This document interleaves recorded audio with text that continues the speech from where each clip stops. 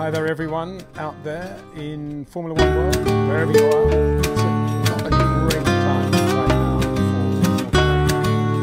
And not a great time for me probably because everybody's hard at work. It's 12 days, 12 days. But nonetheless, I'm sure there's some viewers from other sides of the world and suspects as well. Maybe some live stream. This will be the last one I'll do before the US Grand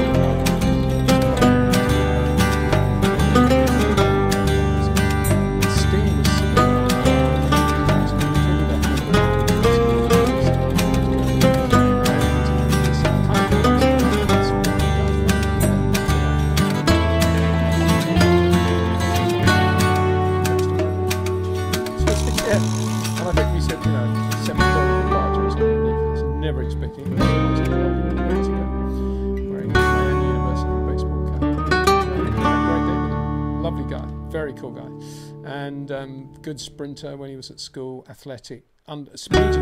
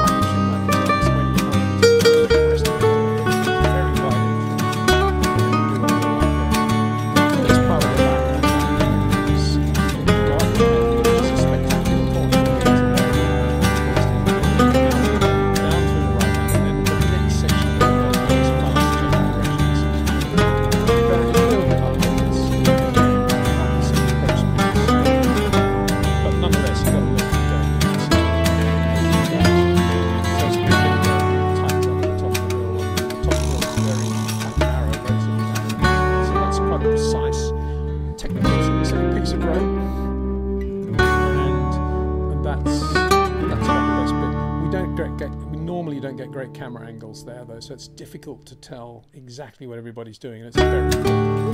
So you can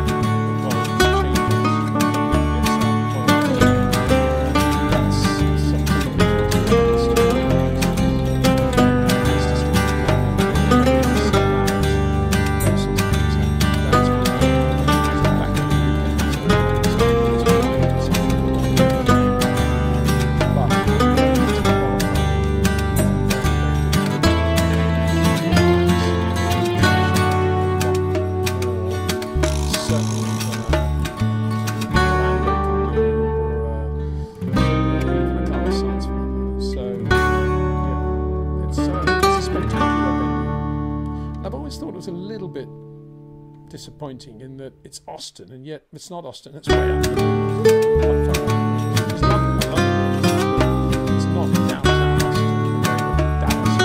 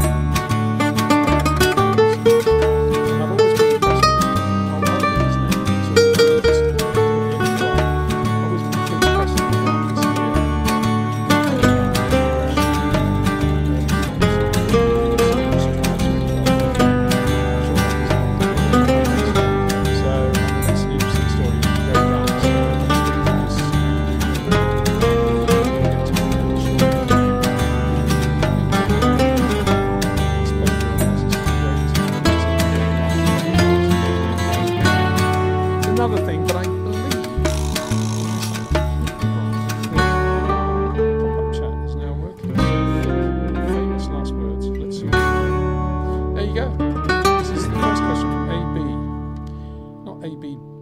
Sponsor Formula E. Every race should have 2 mandatory pit stops, as that adds uncertainties and makes the racing championship. This needs to be done as soon as possible. Ponting isn't very batsman, Peter. Well, no doubt you're coming to us live from Australia. And I never said that Steve was the better batsman. I said he was the guy that you could probably rely on more in the trenches, whereas Ponting was the classicist. And I would agree with you. In terms of classic technique, Ponting definitely had it over Steve Waugh. But in terms of, we got one guy we can choose. We are 7 for 89 with another 63 runs to get. Who would you bring out? I'd be quite happy to bring out Steve Waugh at that point. That's all I'm saying. Anyway, going back to the motor racing part of your question. Well, we certainly do have 2-stop strategies at various races, don't we? It's not all 1 stop. You're saying mandatory 2-stop. We sometimes have 3-stop strategies, don't we? What do I think about that? Well, I think it's, it's kind of, I suspect Pirelli have found the right balance between building the tyres that need to be used throughout Friday and Saturday and into qualifying, and then in the race, some of which become 2 or even 3 stops, some of which are 1 stop. And if you started building softer tyres because it was a mandatory 2-stop race, you may struggle. I suspect they may have to build more tyres to do as many laps as they do on Friday and Saturday. Does that sound right? I think they found the right ratio balance between the tyres they need to do the job over a 3-day weekend as distinct from just on race day. I think that's the answer. And again, it comes under the heading of making life as easy as possible or as logical as possible for Pirelli, given the amount of money they do have to spend on Formula One, providing tyres, and the amount of abuse they get in return. Plus, obviously, trying to maximise their involvement anyway with massive expenditure in the Paddock Club and circuit signage and advertising and so forth. So I think, yeah, I mean, we could all come up with a number of ideas of how to make the racing more interesting, closer. I mean, you're saying that 1 second, just doing something here. I've got another live stream going on with on another platform at the moment. They're just filming what I'm doing here just as an experiment, which should be quite interesting. But anyway, yeah, something just came up which distracted me. Sorry about that. No, I think, we need to be careful about what we want Pirelli to do. And indeed, if the uncertainty that you don't have and the championship walkover that you're talking about, if that is the fault of Pirelli. It's not. So why should they have to fix it? It's the fault of the rule makers who've come up with rules that for a while only Red Bull were able to interpret, and which now McLaren are doing the best job with, which is all multiplied by a cost cap budget restriction thing, which prevents teams like Ferrari and Mercedes, which historically would have been capable of designing 2 or 3 cars in 1 year just to get the right car, to copy whoever's doing well. That's all gone out the window. So the reason we are in, or have been in, a dominant situation with Red Bull, and why occasionally we have relatively straightforward, boring races, if that's what you want to describe them as, is not the fault of Pirelli. It's the fault of the rule makers. We had great racing before we even went down this path, you know, V10s, V8s, need I say it again? And yet it was all changed because Formula One had to be seen to be going, you know, green. And it's gone greenish, but it needn't have gone this way at all. Had Formula One done its own Formula E and made it part of the weekend package, and had a few Formula One drivers doing the Formula E races over the weekend or over the course of the year, none of this would be an issue. If we'd done everything logically, none of this would be an issue. So that's the problem with it all. And I don't see why Pirelli would need to fix it. It's not their issue. Sujith. Hi, Peter. Have you followed Antonio Fuoco's junior Formula career, now with the Le Mans trophy to his name with Ferrari? How was he in single-seaters? Yeah. I didn't really know him, but I remember going to Prema once, my friends at Prema, before the Italian Grand Prix, and Antonio was there, and we hung out a bit, and he was doing the gym stuff there. And I remember thinking, wow, this guy is a sort of latter-day Eugenio Castellotti. He's dead cool, and you know, he had all the trimmings with him, all the Italian trimmings that you'd want if you're an Italian racing driver walking into a pizza joint in Bologna town square on a Friday afternoon on your weekend off. You know, wow. He's that sort of guy. And yeah, he was quick. He was very quick, I thought. Another example of a driver, I think, who could easily have, I mean, at least as good as Lance Stroll, obviously, and probably better, and could easily, if in the right team, in the right car, could have been right up there. But all credit to him, and all credit to Ferrari for staying with him and backing him and putting him into WEC the way they have, and for him for maximizing that opportunity and becoming a sort of, you know, I'm not saying he's ever going to be a Tom Christensen, but I mean, you now associate him with very professional, polished WEC drives, and that's to his credit. You know, he's a professional racing driver now, makes money at it, and he can walk into the pizza joint in Bologna with a certain amount of dignity and say, yeah, I am Antonio Fuoco. So good. You know, what a great name too for a racing driver. Tony Fire in Americanese, and almost as good as Scott Speed. Tony Fire and Scott Speed. So yeah, good guy.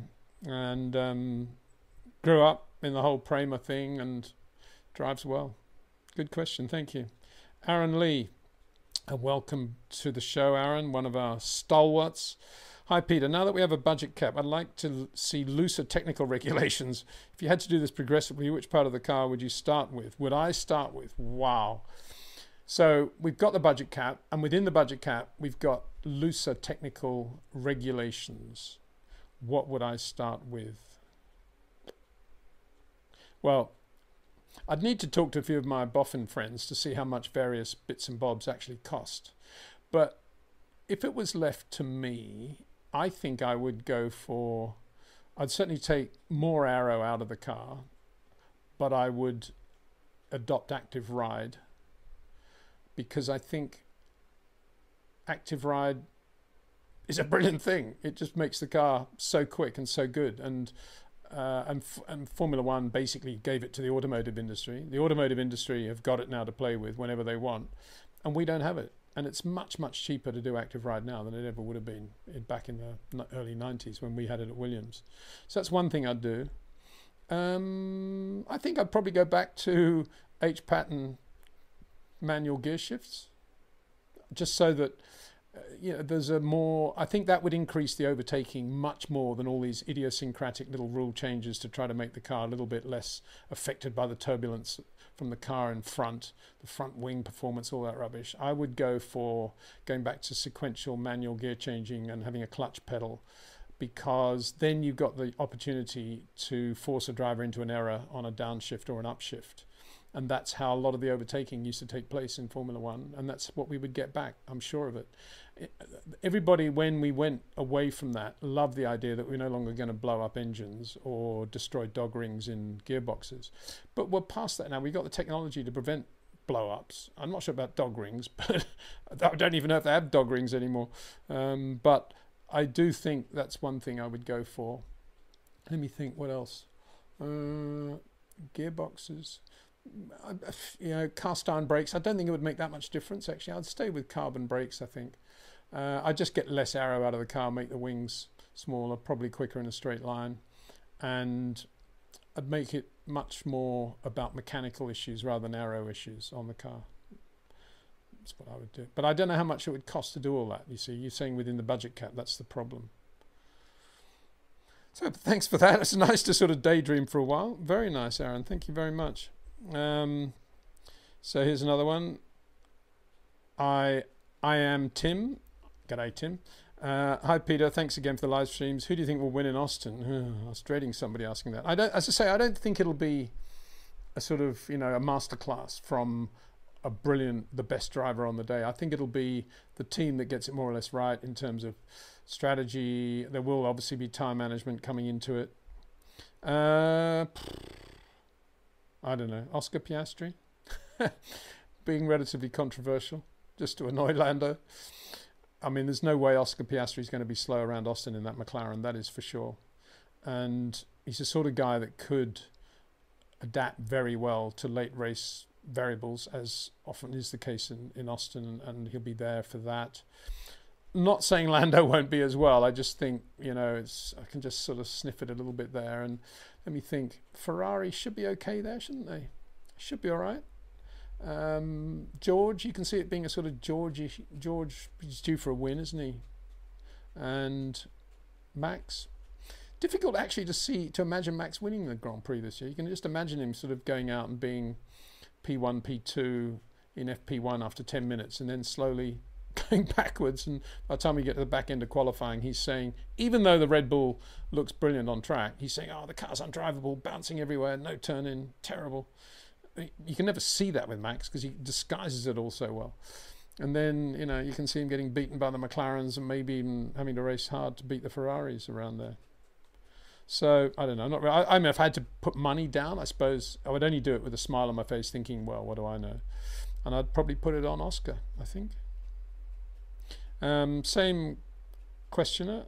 I am Tim. I think it's a pivotal race as many are bringing upgrades, so depending on how those work, may well shake up the grid. Yeah, absolutely. And equally on how much money they've been able to spend on them, bearing in mind we're at the back end of 2024 and the budget cap's omnipresent, boringly so. And, you know, what can they do for 25 anyway? I mean, if they knew what the answer was for 25, they would have done it by now, sort of thing. So I'm not convinced that all those, yeah, they've had 3 weeks, but I'm not convinced that those upgrades are necessarily going to be significant in terms of changing the overall pattern. And then we've got, and the upgrades are for the next 3 races in effect, aren't they? Because we've got 2 triple headers now, which is annoying as well. Mexico, long straights, thin air. You need your aero to be even more efficient. And then Brazil. No, is it Qatar? I can't remember. Anyway, yeah, we'll see. It's too many races, too many triple headers. Stephen Dobbins. Hi, Peter. How far back do you think Red Bull's wind tunnel correlation issues started? Do they have correlation issues? Oh, okay. As early as 23, given Perez's struggles since the mid-23 upgrade? How does correlation go astray? See also Mercedes. I don't know. Who's saying they've got correlation? I think a lot of people are saying they love that, don't they? When the car's gone slowly, it's always a wind tunnel correlation. But, you know, there's nobody better than Adrian Newey to have got a wind tunnel sorted out and to ask the correct questions.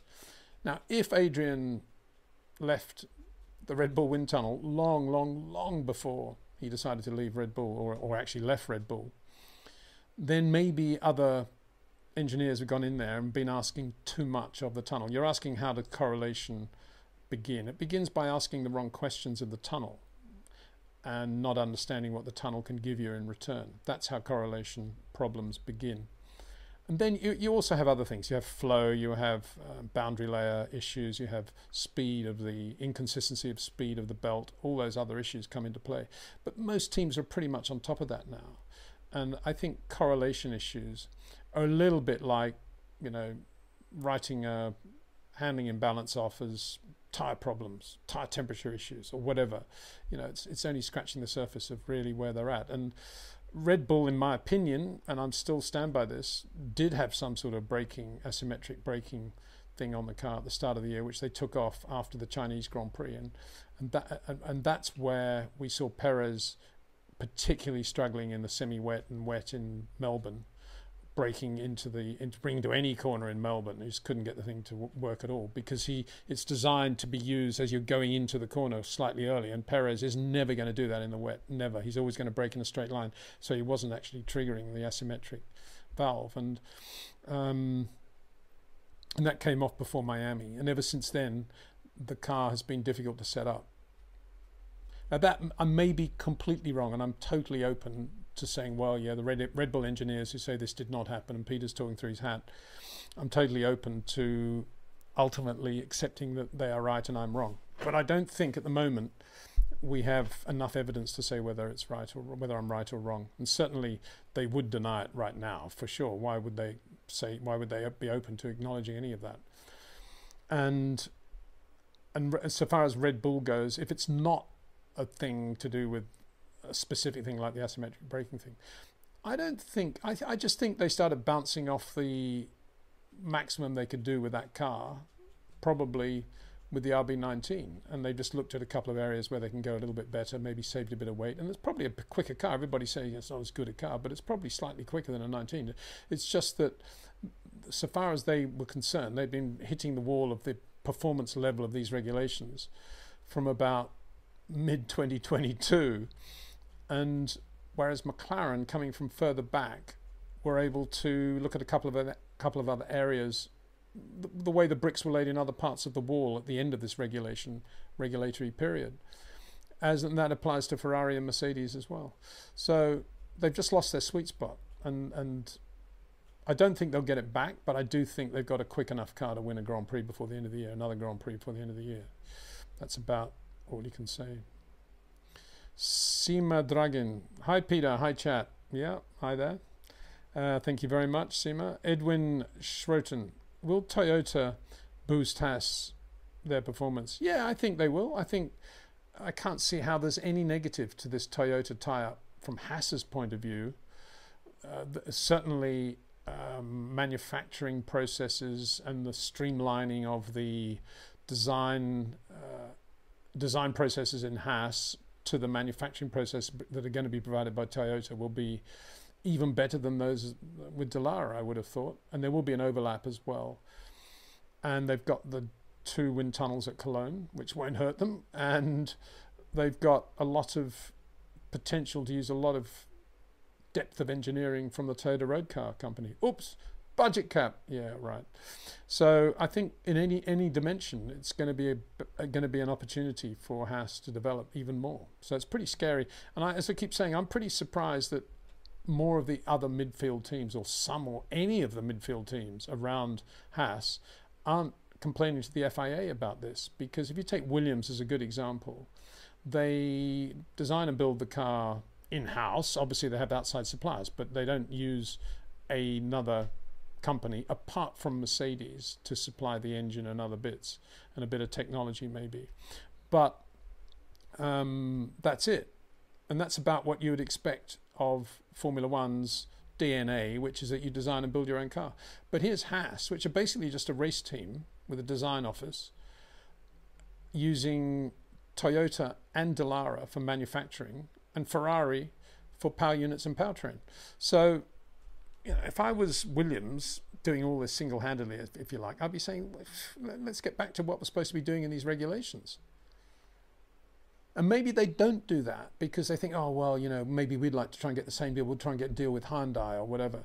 And maybe that's why they don't do it. But to me, Formula One needs to look at that, because I don't in any way wish ill for Haas. I don't at all. But I do think it's odd that in this era of Formula One teams being prototype companies, designing and building their own cars, as Andretti would have to if they came in. But here we got Gene Haas basically running, you know, a production car built by Dallara and Toyota with a Ferrari engine. Seems so odd to me. But I seem to be the only guy saying that. I don't know why.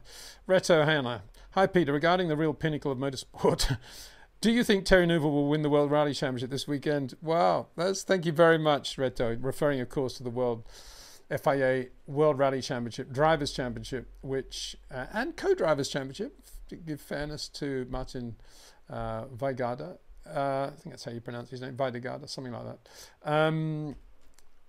Terry could clinch the Drivers' Championship. This is the penultimate round. The last round is in Japan. And it's his home rally, if you like. He loves tarmac as well, mainly tarmac roads. Czech Republic, Austria, Germany, loves those roads, loves this rally. And I don't know if you saw the interview that I did with him. If you haven't, have a look, because it's talking to Terry Neuville, rally driver. It's also talking to an unbelievably talented racing driver who just is so good at everything he does. And the way he even thinks. You get a feel for how he thinks as well in that interview, I think. And he just, when I talked to him about the Central European Rally, which is the title of the rally this weekend, bit of a mouthful, he just uses the phrase, yeah, well, we just got to get the job done. Gets his job done. Yeah, if we get his job done in the CER, we'll be okay in Japan, because then I can focus on the constructors in Japan. And that's what he's going to do, get the job done. I don't know. When things look so in place, don't they? Motorsport has a great habit of everything falling apart. In which case, you know, his nearest rival is his teammate Ott Tanak, and Ott is very, very quick. So, and it's a difficult situation for Hyundai because they had to be very visible. And I asked him about that in the interview.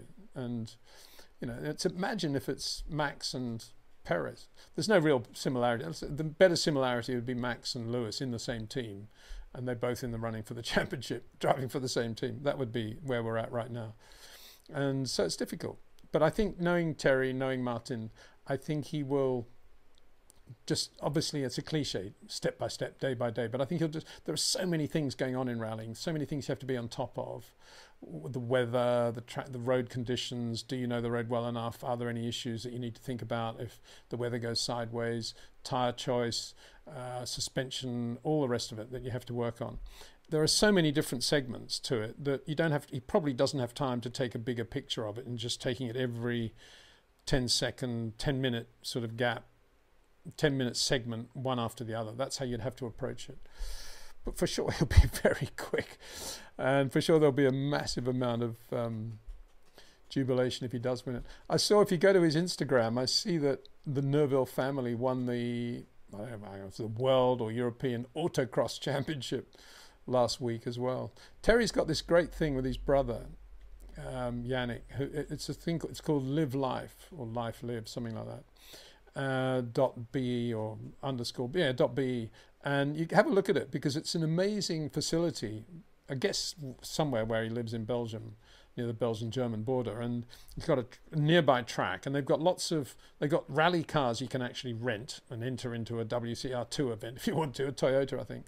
And they've got classic rally cars. He's got a lovely BMW M3, and then they've got all these amazing things that look a little bit like autocross cars with lots of power, quite small wheels, sort of scaffolding type chassis, and these things are just sideways everywhere, and the Neuvilles love it.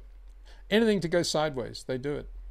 Speaking of which, I was reading through another Instagram last night from Australia about dirt go-kart racing, kart racing on dirt, and how big that is in Australia now. I'm not sure how big it is in Europe, but if not, it should be, shouldn't it? I think it's much cheaper than the sort of way you do it at the moment on tarmac, because of the circuits, obviously much cheaper to run and everything else. And the karts look about the same, but they're sliding a lot more. It's great. I've got to have a go in one of those. They said it's from everybody from 12 to 70 or something. Well, it counts me out, doesn't it, of course. Anyway, I might have a go at that at some point. BNNT. Hi, Peter. Do you think sim racing has become the next level thing each driver needs to have, similar to how MSC brought fitness to a new level in the 90s?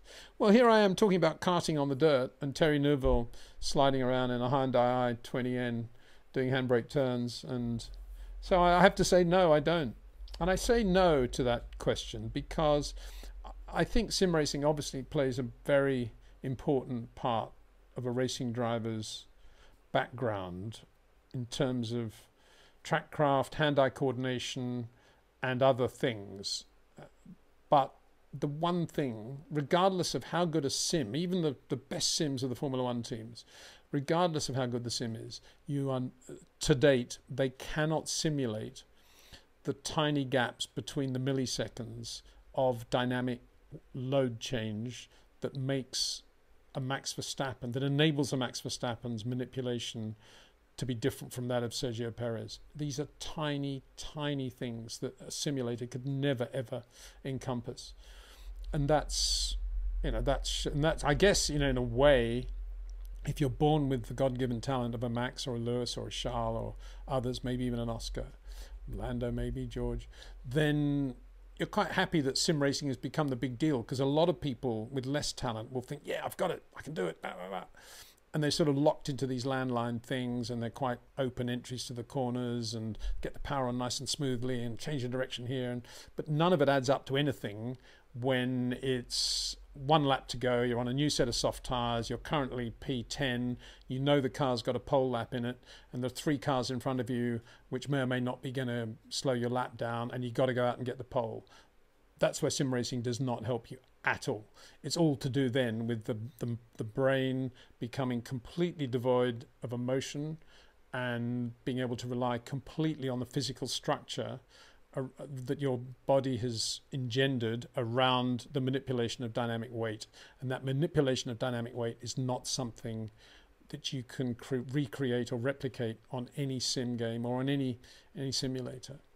So that's why I don't think, I mean, a lot of people would say yes, but I don't think it is. I think that if you never did any sim and you started on Terry Neville's autocross car and you were just sideways everywhere learning your car control and learning handbrake turns, and you were learning on a H-pattern gearbox how to have completely seamless Ayrton Senna-like up and down changes, perfect heel and towing, and from there you went to kart racing on tarmac, and then you went to Formula 4, I think you'd be just as successful if you had the basic natural talent to be successful, and you could do the whole thing without sim at all. Obviously there's a point where the technology on the steering wheel and the other procedures in running the car are best accomplished by getting into a sim and having the steering wheel and being able to do all those things without thinking. That's an obvious point. We're not talking about that though. We're talking about actually driving the car on the physical limit. And so that's where I mean, the only thing I'd say is that Rob Wilson is developing with various people, and Porsche already a big client, a vest which does simulate as best as possible a Rob Wilson type lap, which can be activated via a head-up display or vibrations or whatever, and colors. And that is something that is, if you're slightly too aggressive in coming out of the brake pedal pressure, if you've got this amount of understeer, then a red light will come on. But it's still not perfect, obviously, but it's certainly the best thing out there. Better than a sim, I would say, definitely.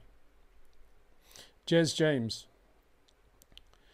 Hi Peter, do you think Formula One will ever get back to making one's hairs stand on end? I'll never forget the sound and spectacle of Senna and Nigel at Monaco in '87. Each gear change was like an explosion.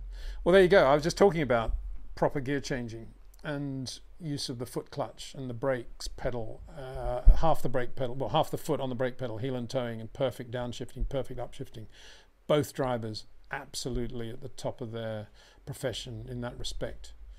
And yeah, 87, even more probably than the 92 thing, where Nigel was much quicker in the 14B and was just being held up by Ayrton on that last lap, and Ayrton doing a good job of just shutting the gate everywhere.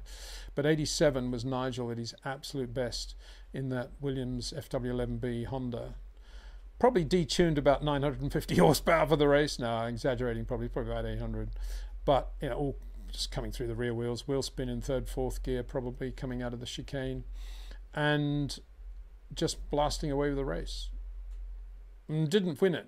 I mean, that's the race he should have won more than. Well, he should have won 92 as well, and 87. But 87, an exhaust manifold cracked, and bearing in mind it's a turbo engine, you lose the exhaust gas through a cracked manifold and you've lost all your engine power. So Nigel retired after about 15, 20 laps, I think it was. And it turned out that Honda It's where you got to watch Honda. Honda, without telling Patrick Head, had gone thinner on the gauge of the exhaust manifold. I'm not, I'm only guessing, but if it was, if it was 8 gauge, they went to 11 gauge just to save weight, and the lighter gauge manifold couldn't stand the heat and cracked. Patrick, as you can imagine, went ballistic when he found out, and things kind of improved after that in terms of the relationship. Well, not the relationship, in terms of the exchange of knowledge, should we say, between Honda and Williams. I think that was a absolute pivotal moment of making sure that we know everything that Honda have got planned in the future. Capital E, underlined 47 times. So yeah, Nigel lost that race, but yeah, he and Ayrton, just fabulous. I mean, Ayrton active ride, was it active ride Lotus? I think it was, yeah. And yeah, very, very, I mean, Ayrton, I've said it before, but I'll repeat it because maybe not everybody knows this, but Ayrton never liked, when he was downshifting, say from 6th gear down to a 1st gear hairpin, he never liked to jump a gear. He always went through every gear on the downshift, 6, 5, 4, 3, 2, 1. And every downshift was perfectly judged in terms of brake application and rev synchronization. And he was just heel and toeing, what we call heel and toeing, with half the foot on the brake and just blipping the throttle exactly the right amount for every downshift. Whereas virtually every other driver I ever knew did at some point, well, I have to say in the past tense because we don't have manual gear shifts anymore, would jump a gear, would go maybe 5, 4, 2 or 5, 4, 3, 1, something like that. Gilles particularly used to love putting it into 1st or 2nd at the last moment, just get the back end to lock and do a Terry Neuville. But I asked Ayrton why he did that, and he just said he can't drive the car any other way. He has to feel completely in sync and in harmony with the car. And part of that is the downshifting and the upshifting has to be perfect in terms of every rev and every movement he made on the gear shift and all the pedal positioning. And he said, he said it'd be like playing a wrong note in a piano if I'd missed a gear, if I deliberately missed a gear on a downshift sequence. Don't think Nigel was that pedantic, but Nigel was very good on dog rings and basic management of the gearbox and the clutch. Excellent. Stephen Parker. Hi, Peter. Have you got a GOAT top 5? Nah. Stephen, I'm not very good at these over a long period of time because there are so many great drivers, and whatever top 5 you come up with, there'll be somebody who should be in there that you'd feel the klutz not including. So, you can do it for various, maybe 10-year periods over the history of Formula One, but certainly not over the complete history of Formula One. And I'm purely from a passionate point of view and a point of view of respect for humanity, ethics, athleticism, and sheer physical talent, I would put Jim Clark still as my personal greatest racing driver of all time. Great, encompassing his humility, his sportsmanship, his softness of touch, his love of motorsport, and his single-minded approach to racing and disregard and dislike, if you like, for fame and glory and money. Those things were not in any way important to him when it came to getting into a racing car. So that's what I loved about Jim Clark. And I was lucky enough as a kid in Australia to see him drive and to get to know him a little bit and chat to him. And all those things just were instilled in my being forevermore, talking to Jimmy. And so, yeah, I would put Clark number 1, but I'd have a great problem, I think, with everybody else. I would probably put Sterling 2nd, but then, I may be doing a disservice to Tazio Nuvolari or Achille Vazzi or Bernd Resmar or Alberto Ascari or Georges Boillot or any number of Boillot, I think, excuse the French pronunciation, or any number of other drivers, obviously 20th century, 21st century. So it's about as much I can give you is what I feel about Jim Clark, that's all. But that's not in any way to disparage other great drivers. I mean, how could you say Fangio wasn't as good as anybody that's ever lived on the planet Earth? And so, how could you say Michael wasn't? How could you say Lewis or Max aren't? You can't. They're all different eras, different times, and 5 is certainly far too small a number. 55 maybe I could do. Kevin Pryor, morning Peter. Yeah, well we kind of know what part of the world you're in then, Kevin. I guess it's Europe. I know you were on the BBC documentary about Lauda versus Hunt 76. Did you know Hunt very well, and why did he stop racing in F1? Turn 1 at Austin could be key for Max v Norris battle. Okay.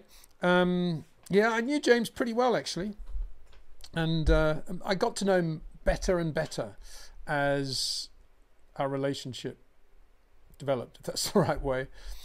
I didn't know him very well in Formula 3. Well, I wasn't around then. When I first came to Europe, he was in the Dassel Formula 3 car that Bubbles Horsley had been running, and that was his sort of entree to the Hesketh operation. And then, as we know, he went really well in that private Hesketh in 74, 75, and earned himself a McLaren Formula 1 drive when Emerson Fittipaldi at the last minute decided to leave McLaren and do his own team, Copersucar, the Brazilian team, which left the door open, and there was James suddenly in Emerson's seat, putting the car on pole for his first Grand Prix in Brazil. That was impressive, actually, Interlagos. So yeah, I mean, James, I always thought James was a very fast racing driver, fast in the truest sense of the word, blindingly fast, to the point where if you were watching on the outside of Woodcote at Silverstone, you'd think, oh, here's James. You just take a step back, just one step back. And there's Ronnie, 2 steps back, that sort of thing.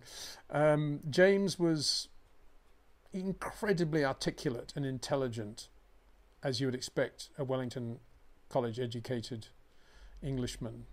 I always felt that had he been 21 in 1940, he would have been an ace Spitfire pilot, no doubt about that.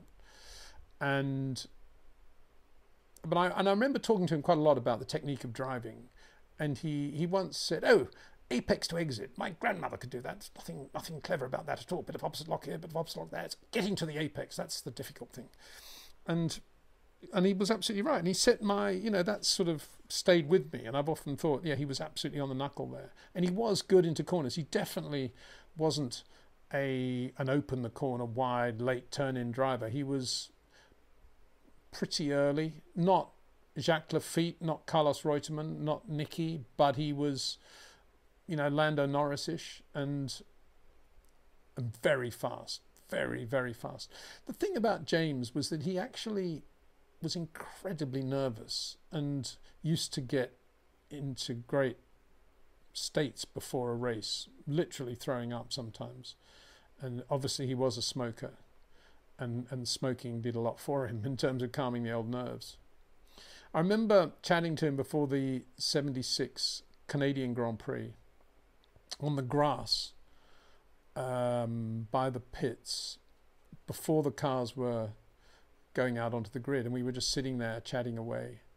And it was a big weekend, obviously, because he'd just heard that he had lost the British Grand Prix to Nicky and had changed things around for him in terms of the point situation with Nicky. And he was quick in Mosport, but others were quick too. The 6-wheel Tyrrells were particularly good that day. Nicky wasn't there, obviously. And we were chatting away, and we were talking about, we talked a little bit about driving and what this circuit was like, and he thought it was quite spooky and usual thing. He was quite, I wouldn't say scared is the wrong word, but he was definitely very aware of how dangerous Formula One was. And I remember him saying, for me, I'm a bundle of nerves, but then I put the helmet on, put the old crash hat on, and the minute I lower the visor, that is when it all stops, and I become James Hunt, racing driver. I thought, wow, that's pretty cool. And he used to get in the car, sort of one foot standing in front of the other, like a runner before a long-distance run, with his orange Marlboro overalls. And that's how he'd put on his balaclava and his helmet. It was almost like he was getting into a running pose, and he'd do it like that, and then he'd get in the car. And I mean, we were chatting away.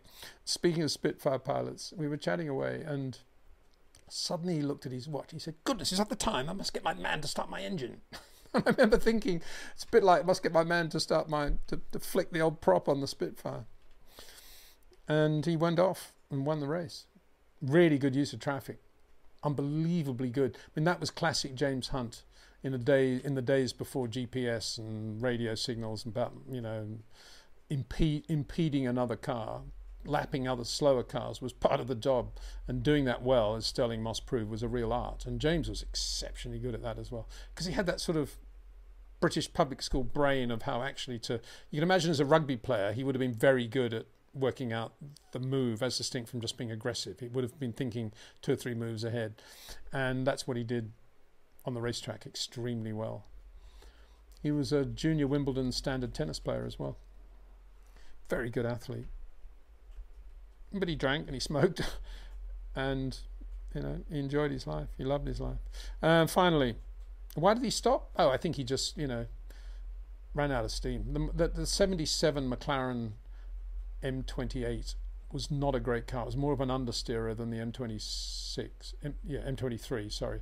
M26 was the 77 car. The M23 was a very well balanced car, and Goodyear stiffened up the sidewalls of their tyres for the 76 season, much to Niki Lauda's chagrin, and it perfectly suited the McLaren. It was a great car. And I think James, when the 77 car came along, he found it a little bit more difficult to drive, a bit understeery and a bit sort of twitchy and not as comfortable. And he kind of realised that racing was he didn't realise, he just continued to know that racing was unbelievably dangerous, and that, you know, he had lots of other things he wanted to do in his life and have fun, not the least of which was doing commentary with Murray Walker. So I think it was that, you know, he just didn't really enjoy his racing too much after that. There was a potential comeback, but never really happened. And then he did some other good stuff. You know, didn't he win the Rally of Britain or Round Britain thing with Andy Marriott in a Camaro, I think? If not, he was very quick on that. And he was very good in Formula 3, obviously, very good in Atlantic, and just a fast racing driver. What can I say? Very fast racing driver. And then finally, turn 1, key for the Max Norris battle. Well, it will be. It's pretty wide there, isn't it? It's not as if it's a tiny little funnel of love. It's all, it's wide. Yeah, there'll be some fisticuffs there for sure. You know, Max doesn't need a DNF, does he? He doesn't need to be nerfed off at the first corner, because that will start to put a lot of pressure on them. I can't imagine Red Bull are going to win Mexico, given the way they are. So the pressure could build up then. But it would be more pressure if they hadn't taken all these points away from Lando.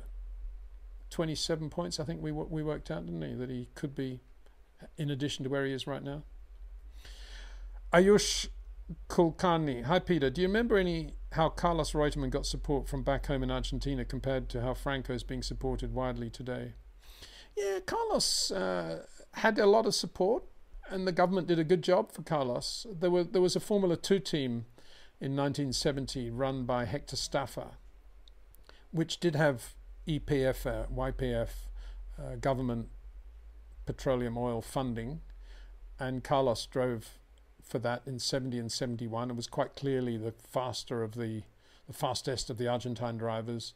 Benedicto Caldarella and Carlos Reusch, I think, were his teammates. And he then, when he came into Formula 1, he had continued to have EPF, and then he had Argentina 75, was it? The World Cup thing, that was a government thing as well on his helmet.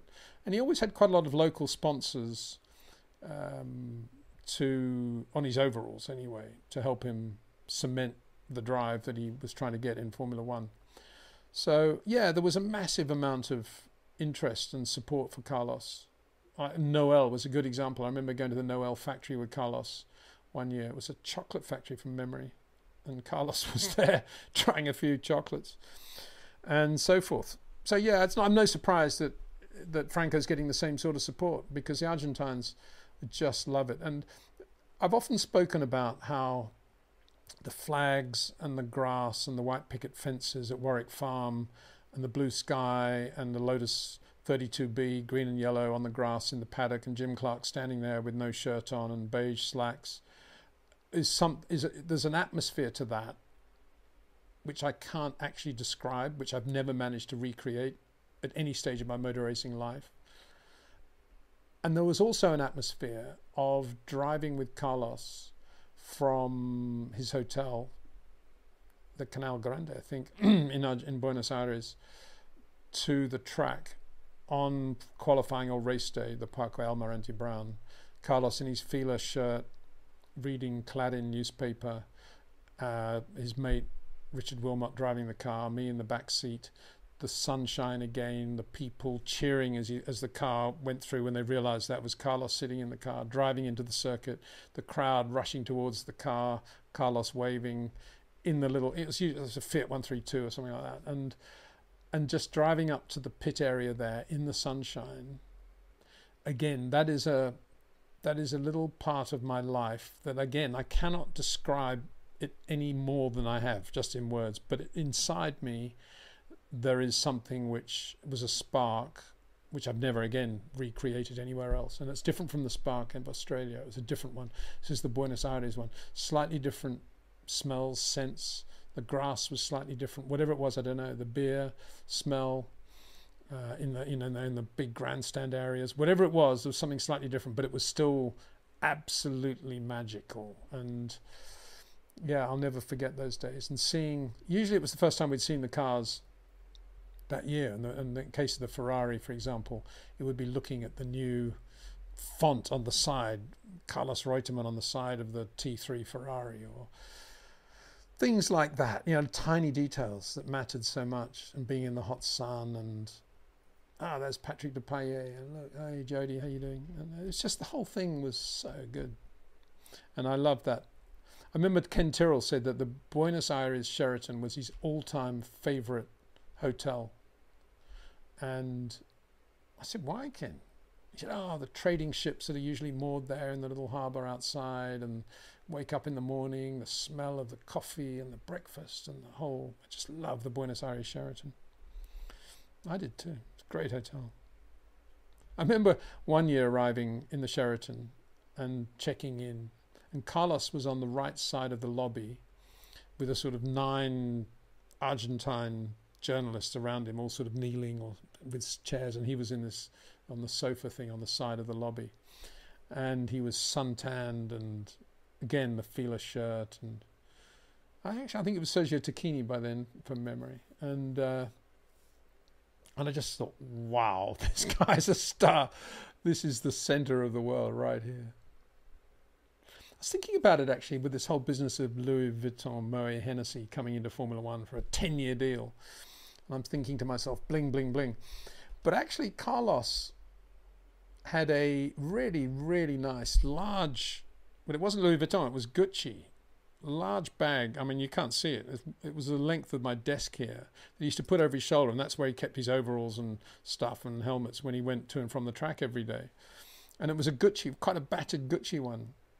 So Louis Vuitton, eat your heart out. Gucci is the thing, as Carlos Reutemann proved. But that was the only thing he had of Gucci. That was quite funny. Everything else was a freebie from Tacchini or Nike or whatever. And but speaking of the Sheraton, I remember going back to James Hunt. I remember queuing up in the coffee shop at the Sheraton one year, and we were all testing. They were testing, you know, it was like a Wednesday or a Thursday or something for the race. And we were all lining up, and James was in front of me, trying to get a table in the coffee shop for breakfast. And the phone rang by the till.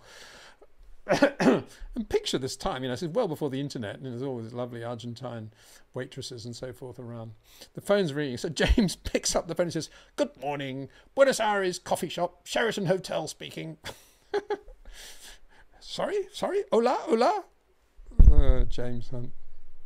So, Sabotage Design says slightly over, I'd say. I'm not quite sure what that means.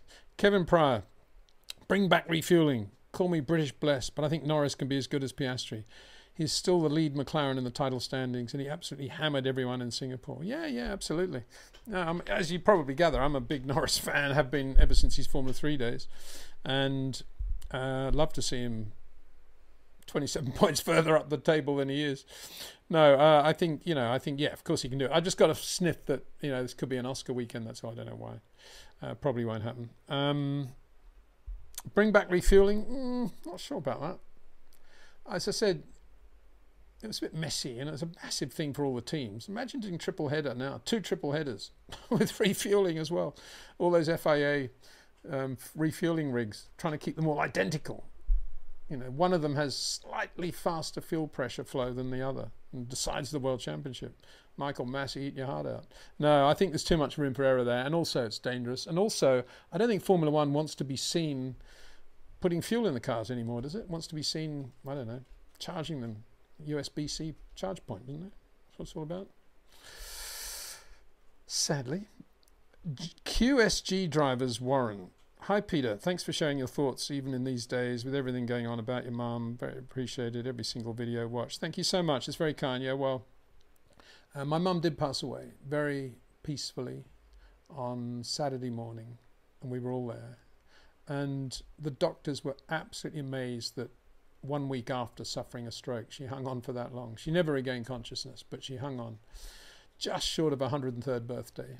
And no medication was ever given, and she was just strong, and then she passed on to the next world. And thank you so much for everybody's thoughts and kindness. Fabian Gonzalez. Hi Peter, Red Bull are rumoured to be bringing a McLaren style front wing along with the other upgrades. Do you think that Red Bull will be as fast as McLaren? In my experience, copying front wings of other quick cars never ever produces a result, particularly if you've got a different car to everybody else anyway.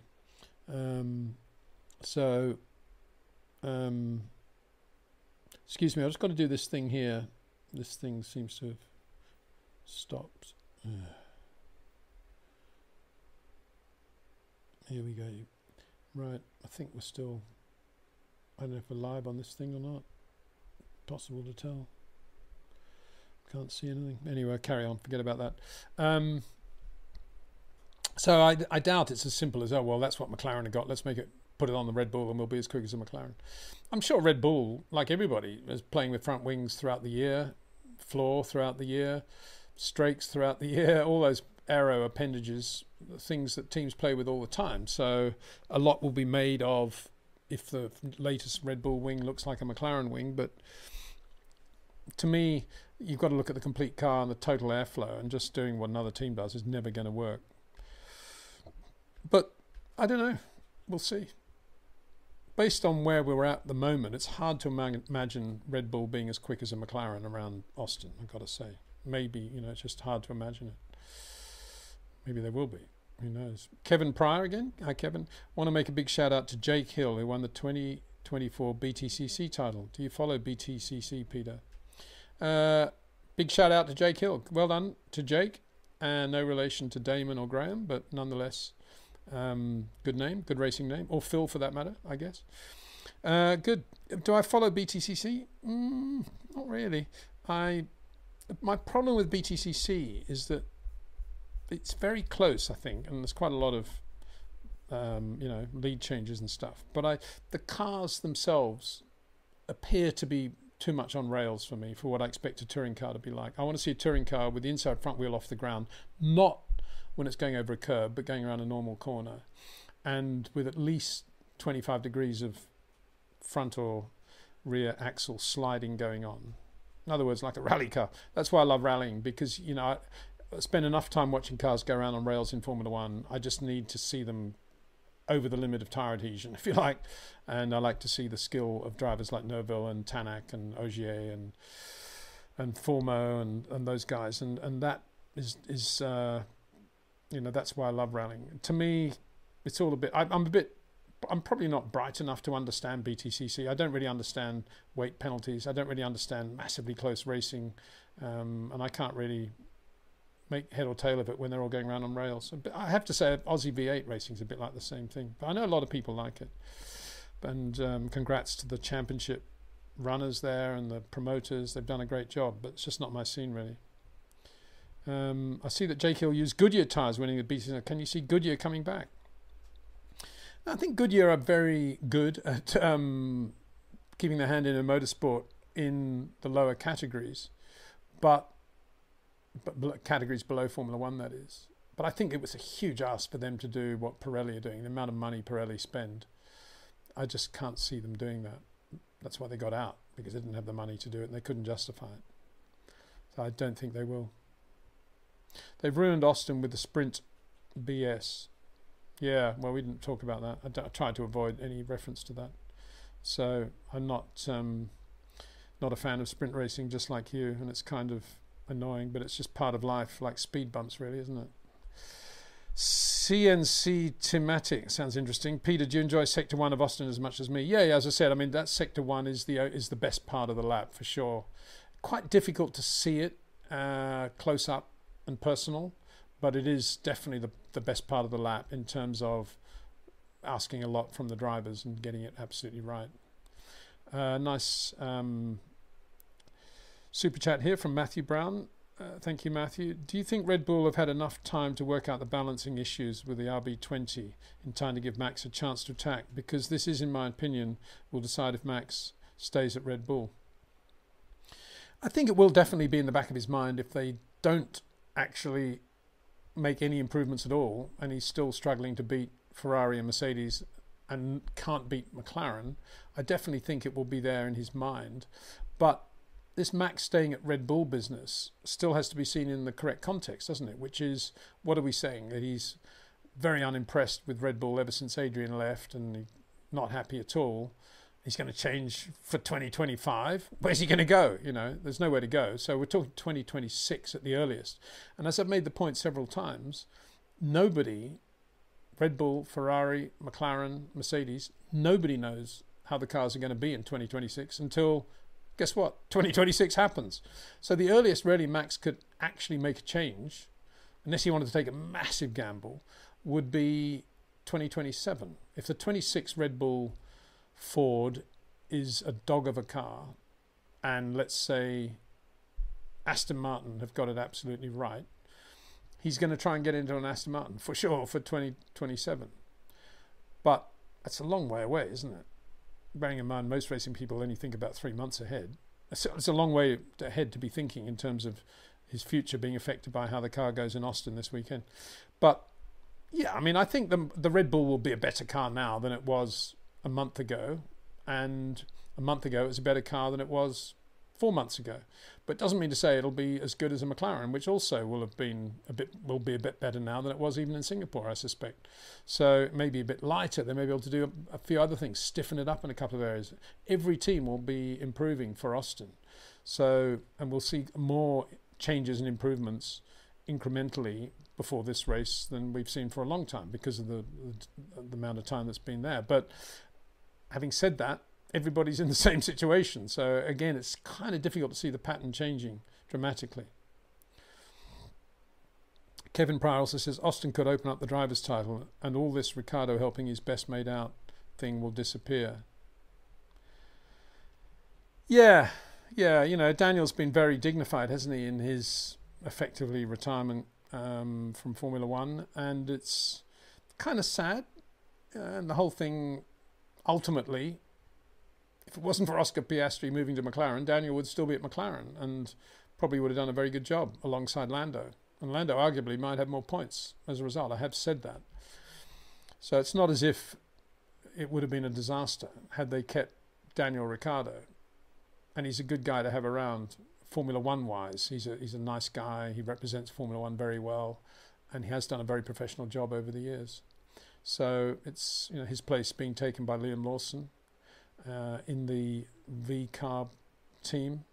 And so it's it's a bit of a funny weekend, that one, isn't it? Creative expression by Dion. Peter, you made a suggestion in your last stream that was absolutely brilliant that I truly wish would come to being. Take Formula One cars from every Formula from team 2 years ago and have a series of all rookies. Well, thank you very much. Yeah, I mean, it's so annoying to me that we don't have that and that Formula One half-heartedly adopted my suggestion and tried to put on a rookie race at the end of the year run by the current teams with the same personnel, and it was never ever going to happen. just to give the rookie drivers a chance. You want to have a proper championship, and it needs to be done correctly with its own TV rights, and its own sponsorship, and its own platform of circuits. Proper championship above Formula 2, just below Formula 1, and it will also encourage and be a great place for new racetracks that want to get into Formula 1 just to sort of prove themselves and get them a little bit up the ladder towards a proper Formula 1 venue. And that's what I think should happen, and that's what isn't happening and probably won't happen. Having said all that, it's a good segue. Thank you very much, Creative Expression by Dion, because I did mention that there's this ridiculous surplus of young talent, more than ever I can remember, who are not getting into Formula 1 the way they should, even though they're showing their talent. And I said in the last live stream, I'm going to try and talk to one of these young guys and see if I can chat to him about that issue and how he sees life. So I did that, and I'm now going to play the interview that I recorded. It's about 20 minutes long, and I should tell you that this driver, it's Zane Maloney. I've been very impressed with Zane's driving this year, and not only his pace but also his track craft and aggression and his general approach. And he was with Red Bull, then he's with Sauber. He's currently still with Sauber, sort of, but kind of there was nothing out there that was logical for him, and he wants to get on with the racing, wants to get on with his life, and so he's going to go to Formula E. Good luck to him. And it's a pretty good deal too. It's with the new Lola-Yamaha team, and he's alongside Lucas de Grassi, who's pretty good at Formula E, let alone everything else he's ever done. So it's a big opportunity for Zane, but it's a big thing for a young kid to have to do that, having done everything he could to prove how quick he is. And he's done it from Barbados, which is not the most normal of regions in which to become a Formula 1, from which to become a Formula 1 World Championship. I know Lewis has got Granada heritage, but he wasn't born and raised in Granada as such. Well, he may have been, I don't think he was born either, no. And so, for Zane to have done what he's done, I think is absolutely amazing. B, he's a really good guy, and C, as a result of his commitment to Formula E, he's going to have to miss the last round of the Formula 2 Championship in Abu Dhabi. So his last round will be Qatar, I guess. And he's right there on P3 with Paul Aaron right now. So he's going to have to sacrifice that. So we began the chat by talking about that. First of all, missing that Abu Dhabi race, but nonetheless doing it for a good reason, which is that the first round of the 24-25 Formula E Championship is on in Brazil on the same day. So Zane Maloney, in my opinion, an incredibly talented driver who, Formula 1, shame on you. He should be doing something pretty serious in F1. But anyway, here he is, and he's not in any way sorry to be doing Formula E. He's obviously delighted about it, and I think we should be behind him on that one as well. Got to miss that last round at Abu Dhabi because of Formula E, your new commitment, your new life. But how do you see the season having got to this point? You're very tight to P3 with Paul Aaron, and you've had some really good races too, some good wins. Very good. And you could have had more. Yeah, for sure. Thank you. The season was good. I mean, from my side, I drove well most of the season. Of course, there were things in my control and outside of my control that went wrong, let's say. So we could have had more podiums, more wins, but everyone can say the same. So it's a bit disappointing that I can't finish off the season, and my mistake in Baku put me kind of out the championship in that sense. But yeah, I'm looking forward to Qatar, finishing off strong with the team, and then on to the new adventure, which I'm looking forward to. Just talk about that incident in Baku. Looking back now, the dust has settled a little bit. I mean, it's difficult to really if I went back in the same position, I'm gonna fight just as hard to Yeah. keep the position. Obviously, coming out the pits, especially in Baku, with the long straight, your brakes cool down quite a lot. So you come out the pits with cold tires and cold brakes, and you use the straight to weave and get something into the tires. But I was racing, so I had to defend. I couldn't weave, get any temperature, and I broke early. I broke light compared to with warm tires, warm brakes. But I just misjudged a bit the deficit that it's going to be. So obviously I went straight on. Should have been a podium. But yeah, I learned from it. And I mean, you live and you learn, don't you? You do. Formula 2 is, I mean, from somebody who watches Formula 1 obviously regularly, and as many Formula 2 races as I can, it looks unbelievably difficult. There are so many things that go on. Even the cars seem very temperamental and fragile when you're on the grid, waiting too long on the grid, perhaps. Other things as well, plus all the stuff that goes on in the race and the lottery of safety cars and pit stops must be unbelievably frustrating, I would imagine. I imagine. I don't know whether you just enjoy it and love every second of it, but I imagine it's very frustrating most of the time. Yeah, it is. I mean, from the inside, it's chaotic as well. So, like you said, the cars are difficult to drive. You really need to be moving the car around to be quick. I mean, having a What do you mean lockup by is that? usually. Do you mean throwing it around to be quick?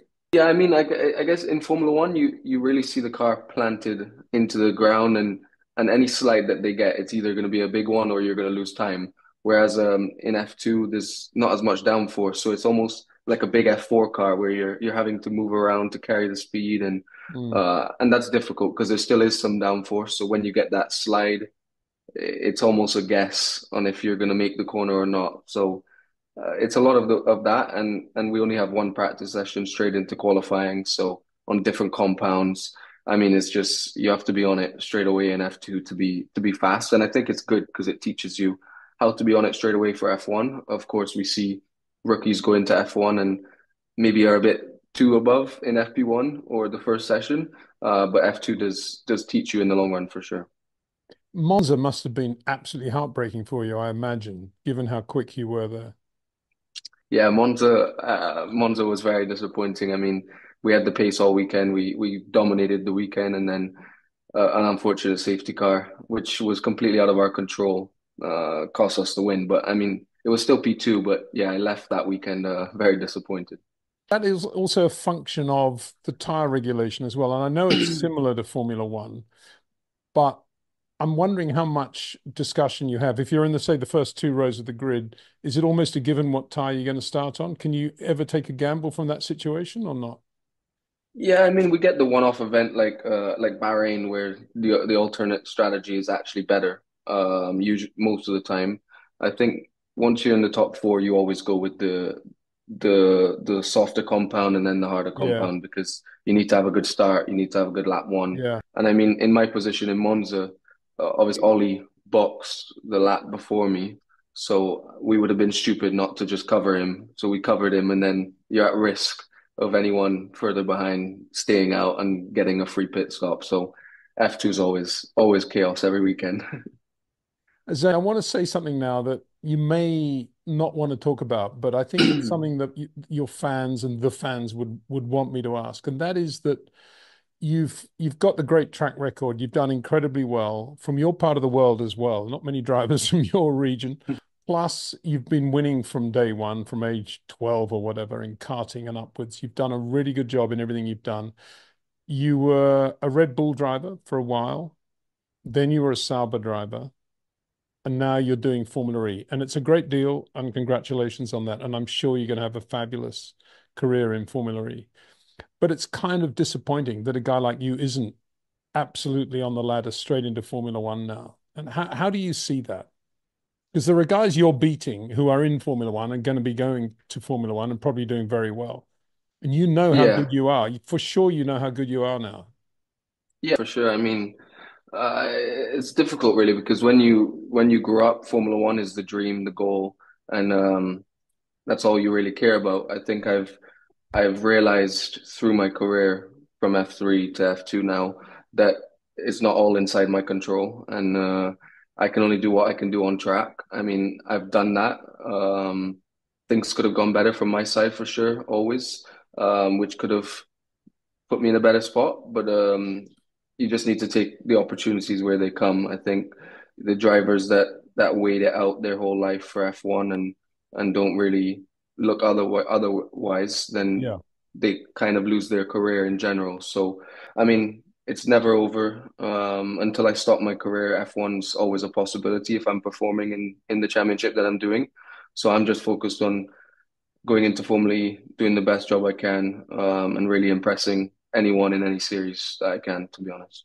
But what's your take on, and we'll get onto that in a second, and it is exciting and it's thrilling for you, but what's your take on these driver academies, the Formula One team driver academies? I'm guessing you're slightly cynical about it, but maybe you're not. I mean, what happened at Red Bull, for example? I mean, why didn't that go any further? I mean, it's always different scenarios. I think in Red Bull there were a lot of drivers, a lot of us in F2, and last year I wasn't performing the way that I should have. My F2 year didn't really go well, so from that side of things, I was just focused on getting into F2 this year and doing the best job I can because my performances didn't warrant having anything in a career last year. So. This year's gone much better from my side. Obviously, I'm with Sauber. A bit of a different scenario there again.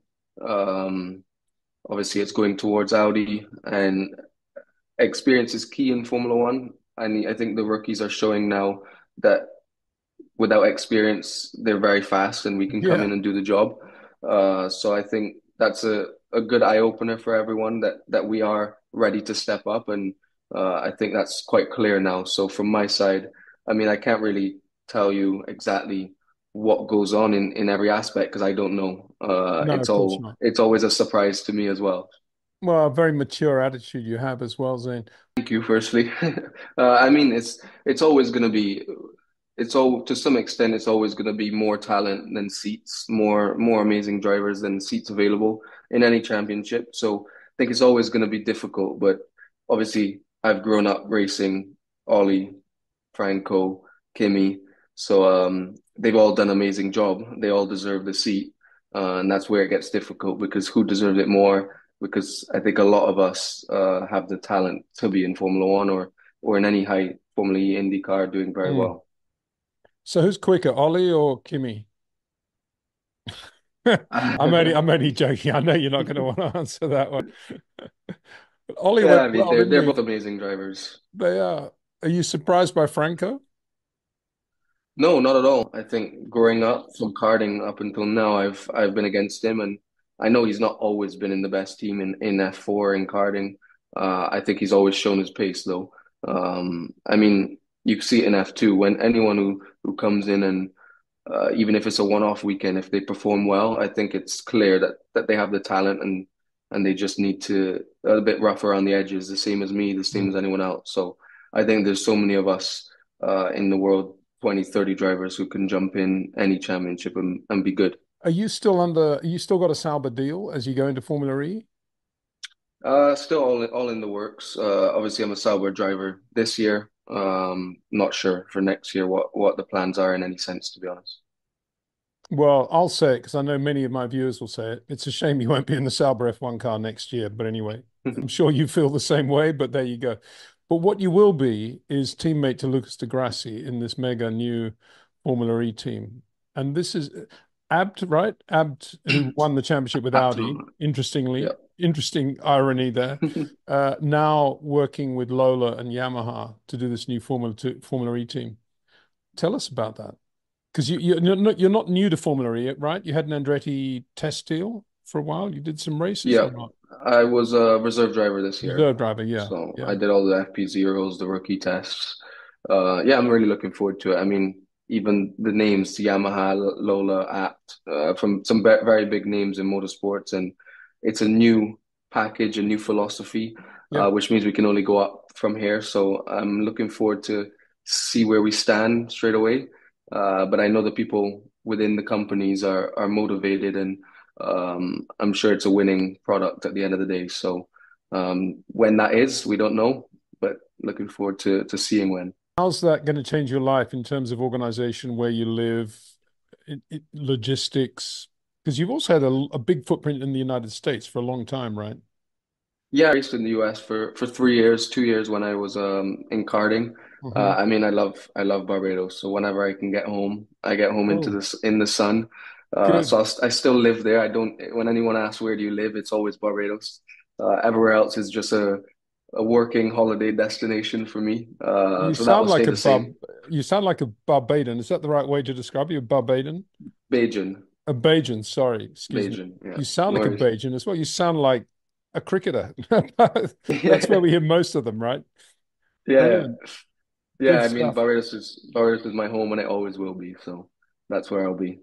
Well, just to finish on the Formula E, so will you be based in Germany, where the team is, or not? Or will you be literally going up and down from home? Yeah, I mean, how I see it is I'll be at the factory like I always have in my career. I'll be at the factory. I'll be doing everything I can 100% to win races and perform. Anytime that's not valid, I'll be in Barbados. Put it that way. That's it. Brilliant. Okay, so let's tell us about Barbados. How near to the beach are you? Did you grow up? Everything's 5 minutes away. So I'm 5 minutes from Wow. the airport. I'm 5 minutes from the beach, 5 minutes from another beach. So it's a very small island, less than 300,000 people. Um, so yeah, everything's close. I mean, if you've come to Barbados, you'll never forget it, and that will be at the top of your list for the next year. Well, we'll be over there.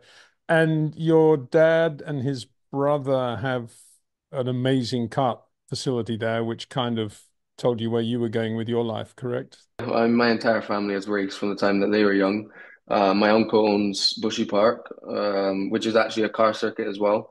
I mean, it would be great to get F1 there in the future. That's the main goal from my side, not a business side. Excellent. So that would be Excellent. amazing.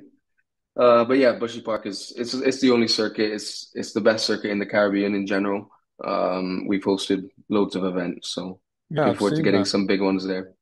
And you know the circuit there pretty well, I would imagine. Yeah, well, what's quite funny is, and what makes it unique is it's a car circuit, but there's many different links. So we can create like 25, I think, karting circuits and like five or six car circuits as well. So Excellent. I've driven every track possible, every layout.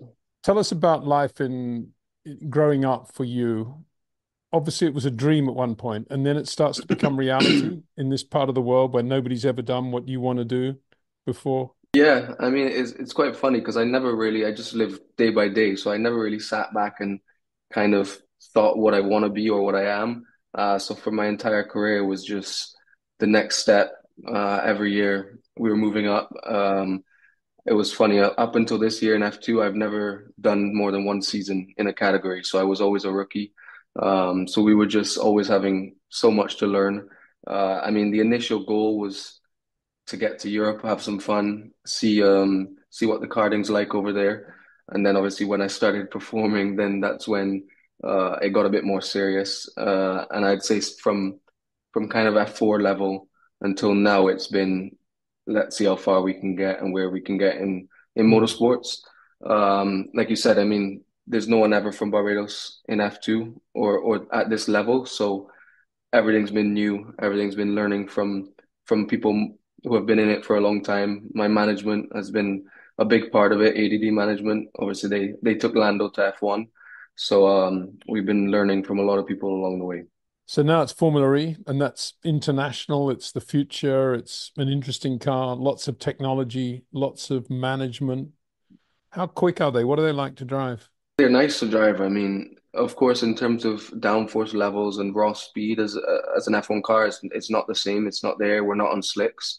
It's pretty much on road tires. I think it's very fun to drive in a very different way. I mean, in F1, F2 is the downforce and the pure speed and adrenaline of the car. I think in Formula E, it's more moving around even more, getting the car to move and yeah, using your inputs to be Mm. fast is very technical. With the energy side of things is difficult as well, very difficult, more than fuel saving even. There's a lot of technical things that a driver can do to be fast in the race, which is why having Lucas as a teammate is probably the best thing. He's double my age, double my experience, and I can learn from him. And he's coming off a relatively lean year for him, so he'll be hungry, and it's a good time to grow organically, I guess, as a group as well. All these new components coming together. For sure. I mean, you can see straight away in testing how motivated he is. I think he sees something amazing in what's going on as well. And I think me coming in as the new driver, seeing someone so motivated who's been in it for a long time. I mean, it's easy for him to go home and he's done everything in his career to sit down and watch racing. But for Mm. him to choose to be part of this, I think it says everything. And I'm looking forward to pushing together with him. Paul Marie in Bridgetown. That I would love that. I mean, I think that's more realistic. That's very realistic actually to be able to have that to happen. I think we go to Hong Kong, Japan already, so Mm. Barbados is even closer than there. So I mean, I'll be pushing for that to happen for sure. Well, it's about time the motorsporting world returned to that part of the world. After that, we had the Bahamas Speed Week, which was so brilliant in the 50s and 60s. I don't know if you know David McLaughlin, who's been doing a lot of revivals there in the Bahamas over the last 10 years, done a really good job. Also with juniors there in karting. And everybody loved it. At the end of the Formula One season, everybody went there. I know that was the Bahamas, but it'd be great now if we could bring Barbados back into it in some form or another. Yeah, for sure. I mean, the passion that everyone in Barbados has for motorsports is amazing. So that would Really? be yeah, it would be crazy. When we have a rally. It's called Rally Barbados every year. Ken Block actually won it a few years ago. I mean, there's thousands and thousands of fans on the road jumping up and down, going crazy. They love drifting. They love loud cars.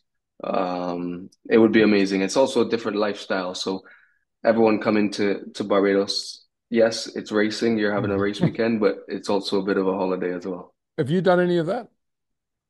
Yeah, I did it's funny. I've done two Rally Barbadoses, but I've not finished one yet. So I've always What were been you very driving? fast. What were you in? Skoda R5. Oh, okay. Yeah. That's an So R5. Does that mean like a WRC Rally 3 2. Yeah. Rally 2? Rally Okay, 2. quick car Yeah. then. Oh, Yeah, wow. very quick. And I've been quick. I know Hayden Paddon came down last year, and Oh, wow. I was on pace, but obviously circuit racing is a bit different. So I would be using all the road, and but in a rally you can't quite do that. So it always bit me after a few stages. So I need to calm down a bit anytime I do a rally. And how are you on drifting? Again, I've done it quite a lot. So last year, especially, I had a crash on the first day of the rally. So I was out the rally in Hmm. terms of the standings. So for the next day, I just went and drifted all day, did donuts all day for the fans. It's all over my Instagram, and they were going insane. And they love it in Barbados. How do you like to drive a car? Do you like to drive it on the rear or the front? I mean, what do you like to feel in a car? I mean, I feel a lot, so I feel more than most. I think I drive very based off of feel and less references. Uh, I think an oversteery car is always quicker than an understeery car, no matter what. So I much rather be moving around, a bit more difficult, but it's always faster. Makes a lot of sense. You got the front end planted, then you can always handle the rear. Yeah, that's what Max is the best at. Very good, Zane. Okay, buddy. Thanks so much. Nice to meet you. Well, there you go. Zane Maloney. Formula E's gain, Formula One's loss, I'd say. Wouldn't it be nice if the Sauber team next year was Teo Pourchaire, Zane Maloney? Wow.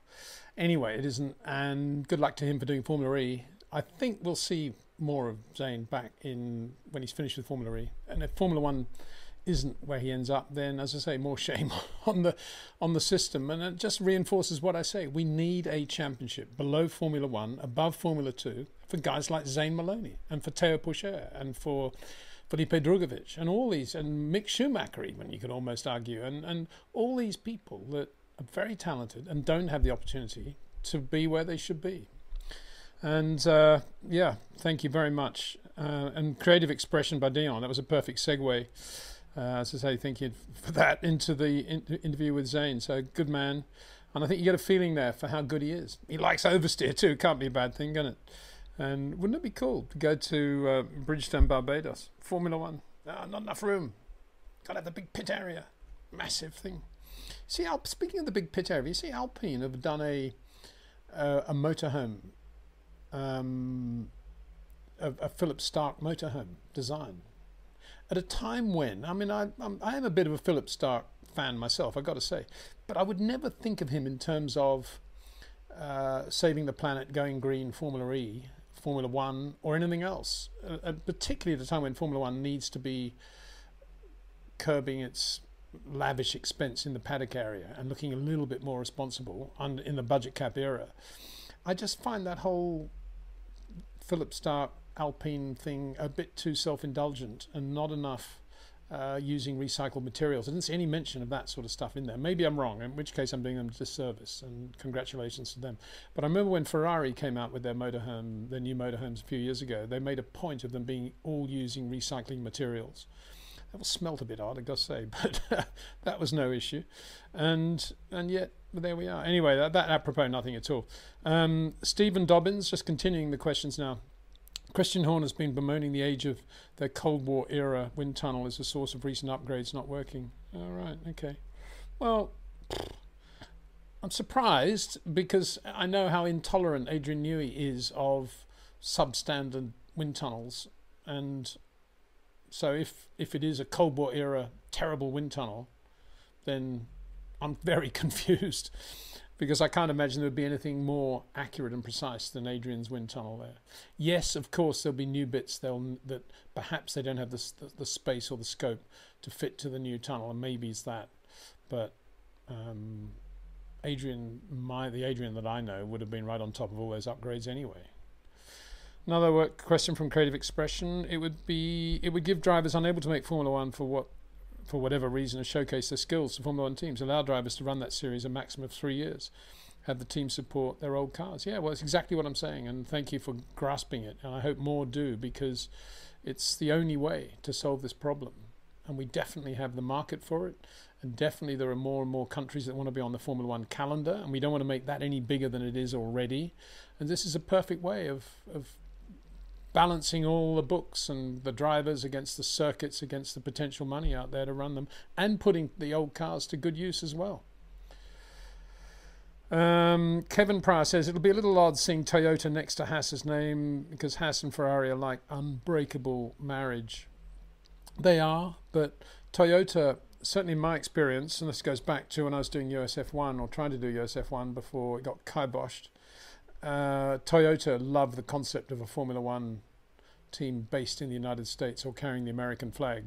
United States is a huge market for Toyota, and when we were on track on USF1, we were certainly very near to doing a deal with Toyota North America, and I'm not surprised to see them wanting to be with Haas now. It's good, Haas becoming more and more American ultimately. I suppose, if Andretti had got his entry, they would all be gravitating towards that, but I suppose, that's Haas's gain, isn't it? Like that. But yeah, it is odd. But then again, it's odd to have three big manufacturers involved in one Formula One team. Dallara, Toyota, Ferrari. Lou Sequoia says, hit the like, guys. Well, thank you very much. Yeah, that'd be very kind.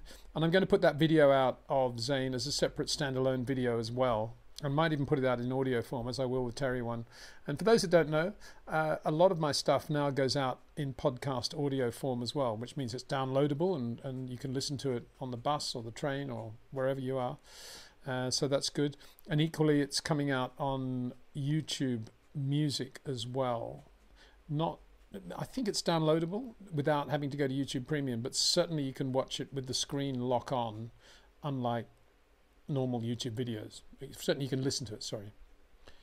Kevin Pryor, I can't see Michael Andretti coming into F1 now. Well, would you? The way you've been treated and putting it all together. And there are too many other things they're doing, the Andretti's, so well.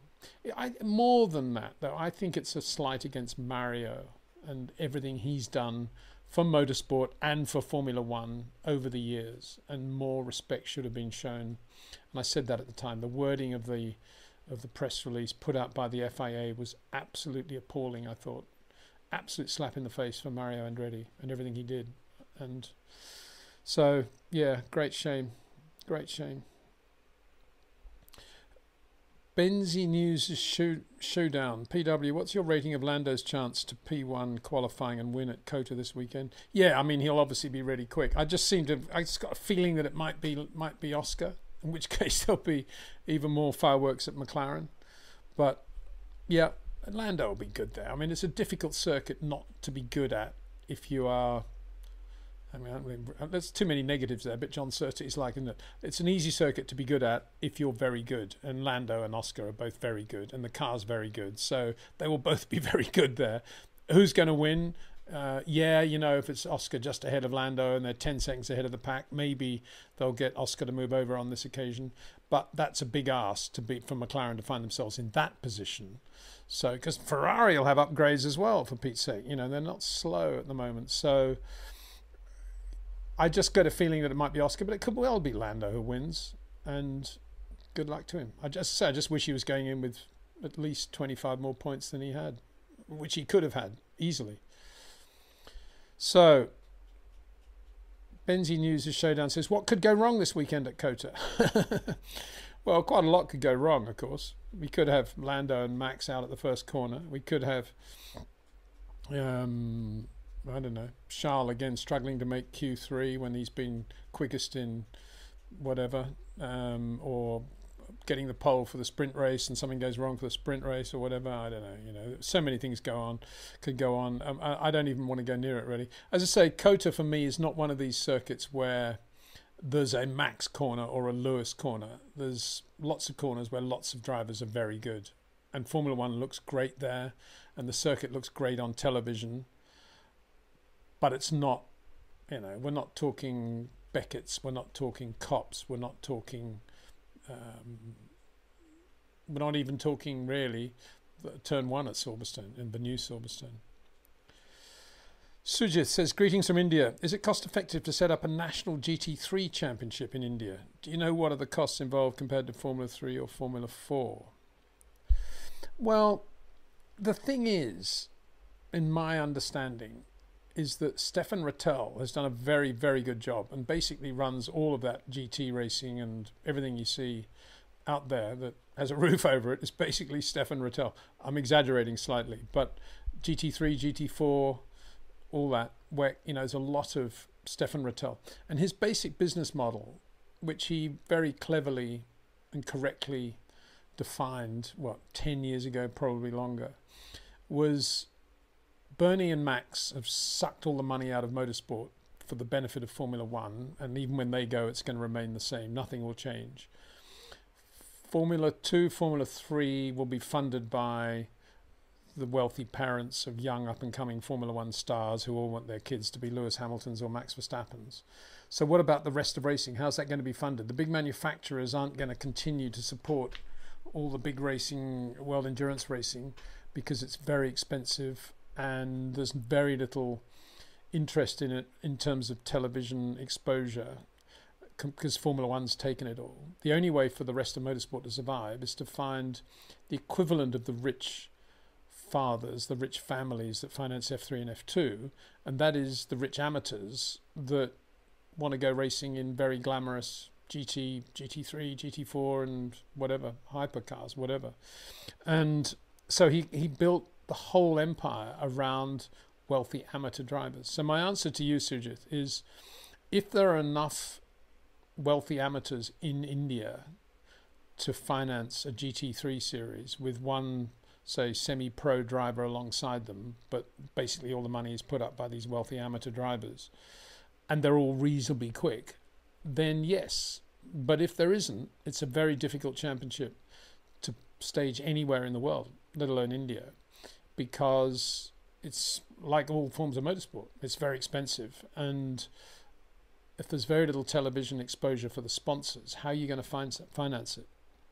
The promoters aren't going to make any money because there are no spectators at the races either.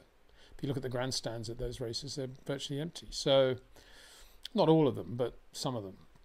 So it's a question of, well, are there enough wealthy amateurs to justify a GT3, GT4 championship?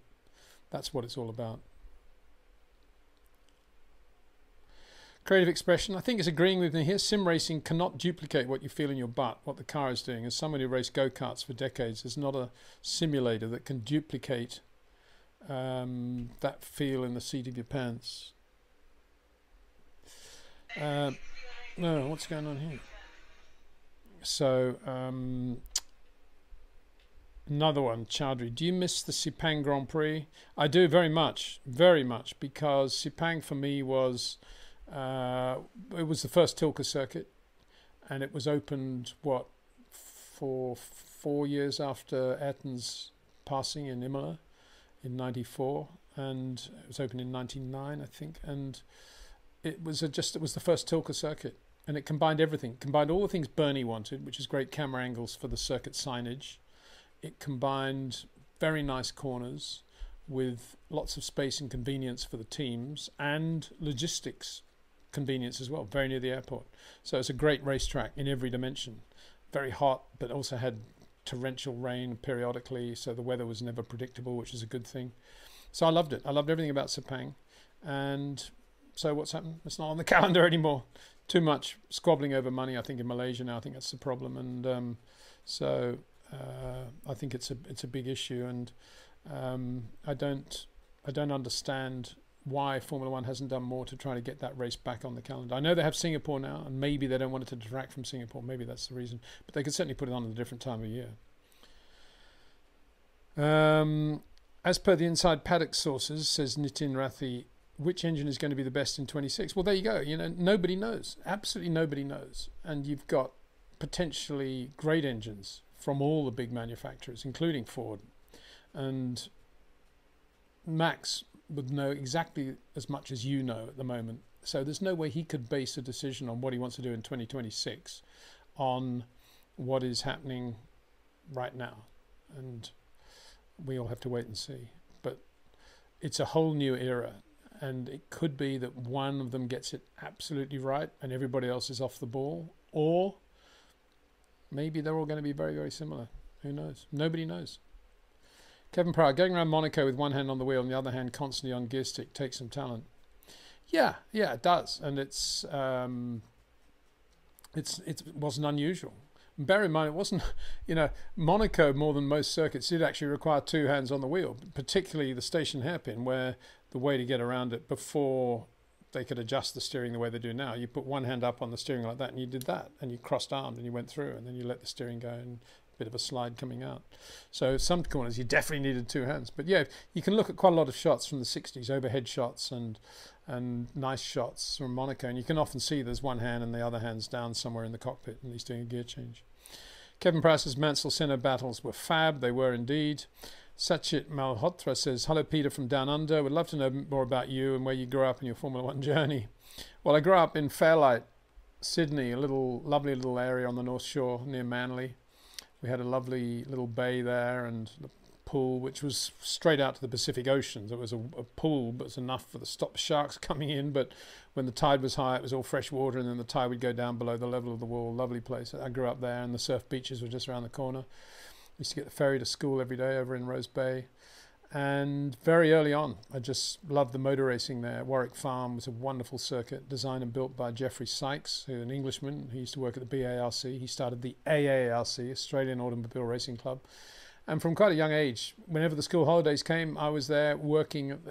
I was going to the AARC, getting a free lunch, but basically addressing envelopes, writing letters, doing the member subscription forms, replicating the lap times that the stewards, the official timekeepers had got for each driver at the previous race, and putting them into name cards for every driver who'd ever raced at Warwick Farm. Being the first to read the latest edition of Motoring News when it came out by Air. I couldn't believe it. Airmail copy of Motoring News. And then back to school again, and not really wanting to go back to school. And then the race meetings would come, and I was started off as a flag marshal. And then I did that really up until about 15 or 16. Then I became the press officer at Warwick Farm, which was quite good because I started writing articles and doing press releases and started to write. And I don't know. I was very lucky because before long I met a guy called Tom Floyd, really good guy, who was editor of Australian Motoring News, nothing to do with Motoring News in England, Australian Motoring News, which I now know years later was actually owned and started by Neil Allen, the fabulous racing driver of the time, Australian driver. Tom worked for him, and I used to go there most nights into their office in North Sydney. I can still smell the glue and the printing smell of that newspaper, and writing race reports and feature articles there with Tom, and we did all that. And then I started writing for, I'm quite sure how I actually got my first article into Autosport. I think I wrote to them and just said, I'm out here, I'd love to do some reports for you, and started writing some reports for Autosport. And then the Tasman series came, and I started writing, and Peter Backelaw, that's right, very good writer, another writer, I think he slowed down a little bit in terms of his writing output in the early 70s, and I did the 70 Tasman for Autosport. Then I came over to England just for a couple of months because my sister was getting married in England, and went to crash the Ford Motorsport party, which was a big deal at the time. When Ford did the Motorsport press conference at the end of the year, it was a big thing. That's how big Ford were. Not anymore. Well, they will be in the future, I guess, with Red Bull. And I met David Phipps, very tall photojournalist who's very tight with Colin Chapman and Bernie, and wrote for a lot of magazines. And he was looking for a young guy to ghost write for him because he had so many commitments all around the world, clashing commitments sometimes. And he offered me a job. I went back to Australia. He wrote a letter to me, came back, flew back via South Africa, and did the South African Grand Prix for Autosport under his name. And and then I started writing for all these magazines. And then I became sports editor of Autocar, and it kind of went from there, really, thanks to Ray Hutton. So, yeah, good times. I never knew where it was going to end up, and I always thought it was going to take me a million years to do this job I wanted, which was to be working full-time in motor racing in some form or another. And yet, it did happen, amazingly. And here I am, still kind of doing the same thing. Still not sure what I want to be when I grow up, really. That's the problem. Get in the army, my mum used to say. That's what you need. Darn good spell in the army. Not sure I want to do that, thank you. And now I've got a few glitches going on with the old chat, which is why I'm meandering around. So we've done the super chats, haven't we? Yeah, I think so. I think we're up to date with super chats. So let's just have a look now at a few more, and then we'll pack it in, as John Surtees used to say. Don't tell me this is jamming again. No, don't jam. Yeah, that's a nice question. Again, sorry for the passing of your mum. There's no love greater than the love of a son for his mother. Sadly, I've been losing my mother since 2015 with high diagnosis of dementia. Well, God bless you and your mum, and best wishes. Yeah, Andretti, just agreeing with me, Andretti entry is a big slap in the face. The great American ambassador of the sport. Not only American, just a great ambassador of the sport. I mean, there aren't many people on the planet Earth better than Mario for representing you, even if you want to be represented with an Italian flavour or just talking about generic Formula One. I mean, Mario is the man. He's been underused by Formula One ever since he retired, and very badly treated by Formula One over this whole business of the entry. Hello, Peter. I tell you what, when I asked I'll tell you what I'm going to do. Look, can't open page. The whole studio thing's gone now. So what I'm going to do is, I think we're still live, are we not? Hopefully. Let's have a look. No.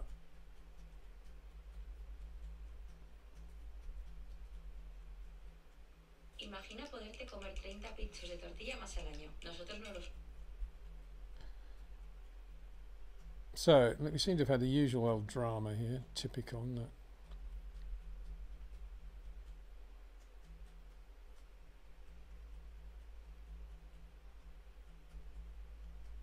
Now, I think we're live again. I hope we are. Now, this is typical of this whole thing. It was glitching, and then it's, it wouldn't move, and then it just closed down altogether. And I think we're live again. I hope we are. Very difficult. It says end stream, which suggests that the stream is still going. So I'm going to try again to do this pop-up chat. It's very annoying, isn't it? I'm sorry for everybody about this, but typical of what, I don't know, modern technology, isn't it? So get rid of that. Put that way. So now I have no idea whether this is going to work or not. Let's have a look. I'm just trying to get the chat to work again. Can't even find the chat at the moment. Where is it? Here we are. So now I'm going to go back to OBS, and now I'm going to bring up the chat. And now I'm going to try and click on the front. Where are we? Simulators, Monaco, hand off the wheel, Senna Mansell. What's the most surprising? There you go, it's working. What's the most surprising thing, says Umar Siddiqui, you've learned about drivers' personalities off camera? Only that they're unbelievably competitive. And whatever it is, if they're waiting to go, if they're in a green room before they're going in for an interview or something, and I happen to be there as well for whatever reason, whatever they're doing, if there's a bowl of fruit and there's one nice looking apple and the others are a bit scungy, it'll always be a sort of challenge to see who can get the nice apple. Or if you are, if you're in traffic, they'll always try to get in front of whatever car is annoying them in front, even if it means not doing anything stupid. But they're just very competitive people, whatever they do. Snooker, and off the side of the clubhouse, the snooker thing, they'll always want to win. They want to do it just for fun. Nothing's for fun. It's always for winning. Golf, snooker, football, it's got to be for winning. That's the characteristic of all racing drivers. Probably a characteristic of most athletes, actually, but certainly racing drivers. Same gentleman, Umar Siddiqui. You've interviewed countless drivers. What's the most striking piece of advice or insight you've ever gotten from one of them? Oh, well, Jim Clark. I didn't actually interview Jim. We just sat there together he had a coffee, I think, and I was drinking a Coke. And I said to him, I really, really want to spend my life in motorsport. I'm not really sure what I want to do yet, but it's what I feel I can do, and I want to be in your world, Jim. And he looked at me and said, well, all I can tell you is never, ever give up. And if you give it 100%, you'll definitely make it. So that was pretty good advice. And I've always remembered that. And I still haven't made it, but I'm trying hard, still trying to give it 100%. Thank you, Jim Clark. I've had plenty about that. I mean, Jackie Stewart taught me a lot about driving, about gentleness on the steering and the pedals and the gear shift. And Ayrton Senna taught me a lot about driving, particularly before I did that race at Macau, where I managed to finish second afterwards, which was amazing. And who else? Gilles Villeneuve always taught me to have both hands on the wheel at all time, if possible, if you're not changing gear. And who else? Carlos Reutemann said, always try to imagine the exit of the corner before you've turned in. Then that's the key. If you've got that happening, then everything starts to slow down at the right rate. RS660 Alex says, I think sim racing is really good for all the repeatable aspects like shifting, and is good for racecraft. Yeah, repeatable aspects, exactly what I say. Procedural things, repeatable things. Racecraft, probably quite good, yeah. Not quite sure, can you really feel the difference in the track surface from one lap to another in sim racing? Maybe you can. I doubt it, to be honest. And that's where trackcraft is very important, isn't it? It's knowing what part of the road has the most grip at any given moment. RS660 Alec, COTA is a track where P2 has better grip on the grid than the pole. Yeah, well, that's right. And it's a relatively short run up there as well. So I have made that point, and it's another thing I've always banged on about, that they should bring back the freedom of choice for the man on the pole as to which side of the road he wants to start on. And I don't see why they don't do that. There was the occasional complaint about, difficult for the stewards when they're laying all the timing equipment on the grid and all that stuff. But it's only, it's not that big a deal to change it around or wait until the pole has been decided or whatever they need to do. And I think, and I've spoken to a few FIA people and they said, no, it'd be easy to do. So why don't they do it? It'd be a great moment, I think, when you're interviewing the pole guy to say, okay, and what side are you going to start from? A bit like, are you going to win in the toss? Are you going to serve this end or receive that end? Whatever. Do that. Make it a big deal. Let's let the pole winner choose the side. There are circuits. Suzuka's another one, as we well know. So, it's a shame that is there. So will Max try and finish second? Or qualify second? The brakes in Singapore could give Red Bull, Merc, Ferrari a chance to catch up. Yeah, equally it could give McLaren a chance to get even further away or keep the status quo. It is the same for everyone. And McLaren have got better building blocks right now than anybody else. So, they aren't going to be going sideways. Killman the Vampire says, hi everybody. Hi. Dan, hi Peter. Would you consider Ollie Berman a pay driver? A video on another channel puts his father's wealth in the $1 billion range. Do you think he pays for his seat? Nah. I think he got a few legs up. Probably helped him get into the Ferrari Academy when he did. But no, I don't see that. I see Ollie as a driver with absolutely the talent that is commensurate with his opportunity. And I think he's maximized his opportunities. He's done extremely well, as we've seen. So no, and I don't see that. And I see his father very much in the background, a bit like Lando's dad, just being there, and which is great, but not in any way interfering or involving himself in a way that some other dads do. So no, I don't include Ollie in that area at all. RS660 Alex says they're all paid drivers except Lewis and Esteban. Oh, there's a big thing. Charles Leclerc, paid driver? Don't think so. Carlos Sainz? Don't think so. Sergio Perez? I mean, it depends what you mean by paid driver, doesn't it? I mean, we used to call them renter drivers. That's what we used to call them, this pay driver thing. So paying, is it a participle or what? Pay drivers, what does that mean exactly? A renter driver is a driver that a team owner like Frank Williams used to hire for 3 races to make sure the bills got paid. That was it. Damien McGee, whatever.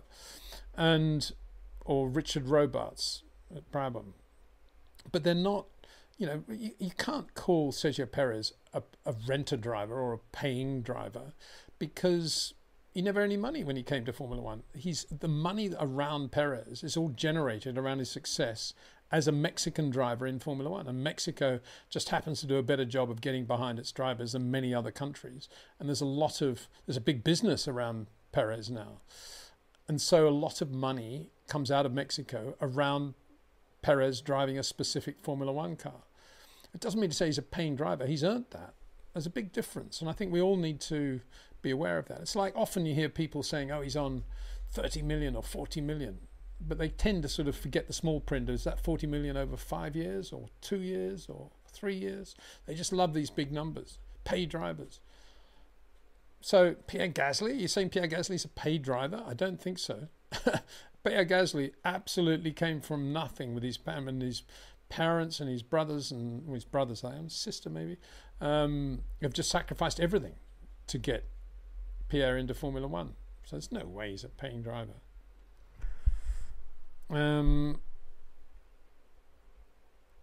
Benzo Swanzo, how long do you think Red Bull were running their asymmetric brake system after they got told to take it off in Miami? They've never been the same. Max said before Miami the car's perfect. Yeah, I mean, I think they probably ran it in 23, but I think they built the 24 car around it a bit more. Maybe just in terms of ease of maintenance or ease of application on the car and the architecture of the car around it for the 24 car. But I think, yeah, they ran it up until after China and that took it off before Miami. That's what I think. As I say, maybe wrong. But that's what I think. That's what it looks. The evidence looks like that. Creative expression by Dion. You've said to name the top 5 greatest drivers over the decades is difficult, but would you rate the top 5 designers? Oh, very difficult as well. You'd have to put Ferry Porsche, Uhlenhaut, Colin Chapman, John Cooper. And we haven't even got to Mauro Foggieri or Carlo Chiti or Adrian Newey or Patrick Head or Neil Oatley or Ron Toronac. So many, no. I couldn't even do 5 on that, I'm afraid. Ettore Bugatti.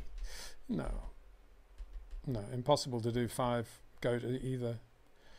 But you could almost do the top 5 engineers who were also very fast racing drivers. You could just about do that. You'd have Uhlenhaut, Colin Chapman, Jack Brabham, Adrian Newey, and let's have a 5th. I'd love to say Tony Alcock, who sadly we lost in the Graham Hill plane crash because his Barana cars were fabulous and he was a quick driver too, I think, from memory. But for a 5th, Costin, Mike Costin. He was good, very good. Designed, well, apart from being a co-designer of the Cosworth DFV, but he also designed very much involved in the design of the 4-wheel drive Cosworth Formula One car, which never raced. Jason Lee, hi Peter, first time catching up the live stream. Just wanted to say thank you for sharing these valuable memories and knowledge of us. Greeting from Taiwan. How kind of you, Jason. Thank you very much. Taiwan, lovely country. Ian Barron, hi. Everyone watching, hope you're well and having a great day. Thank you, Ian. Yeah. And it's your 50th birthday, Ian. Well, happy birthday to you. BWNT, condolences. Thank you so much. A lot of people, Ian Barron, sending their love, loss. Thank you. I'm trying to be very happy about it, actually, because my mum passed away just short of her 103rd birthday. And it was a very peaceful passing. You know, you can't ask for any more than that, really. And not so long ago, I digitized her diary of when she, last year at school, maybe the year after she left school, she toured Canada with the school on a cricket tour, would you believe, and went by ship to Canada. And this was 1939. Anyway, she did all the tour, but they had to come back in a hurry because war had been declared. And she came back on a liner, but they had to zigzag their way back over the Atlantic with destroyer convoy. Amazing, isn't it, to think she did that? And then she joined the RAAF, or the RAF, sorry, Women's Auxiliary Air Force, WAF, yeah. And she was at Fighter Command on D-Day fairly near Dover, underground, moving those things around, you know, where all the Germans are and the British are. And my dad was a corporal in the Air Force as well, in doing radar too, but he's also a jazz trumpeter and was the lead trumpet in a jazz band in the war, and that's how they met, at a dance. And their honeymoon was at the Waldorf Hotel in London during the Blitz. What a life. RS660 Alec, they will market the heck of a USB-C charge point. Yeah, well, yeah. That's my reference to that earlier. Killerman, the condolences to your family, thank you. Chiba, hey Peter, how is it Carlos having Alex chase him from race 1 next year? Thanks. Yeah, I mean, that'll be interesting, won't it? Sainz versus Albon. Sainz, in a way, has got quite a lot to live up to now, given the pace of Franco upstaging Albon, who's celebrating, I think they said, his 100th Grand Prix this year. Do people celebrate these at Austin? Do people celebrate things like that these days? I think these days 100 Grand Prix is nothing in that. There's about 50 Grand Prix a year or whatever it is. Finton Mains, thank you very much. Matt Alford, thank you, Matt. And love doing these live chats with you people. And to be honest with you, it's a very good way of recharging my batteries after the weekend and, you know, having a laugh and sharing some passion with you guys. Thank you very much. Jason Lee, condolences, thank you. Are you a Newcastle United fan, Ian Barron? I'm not. Oh, he's talking to Jason Lee, sorry.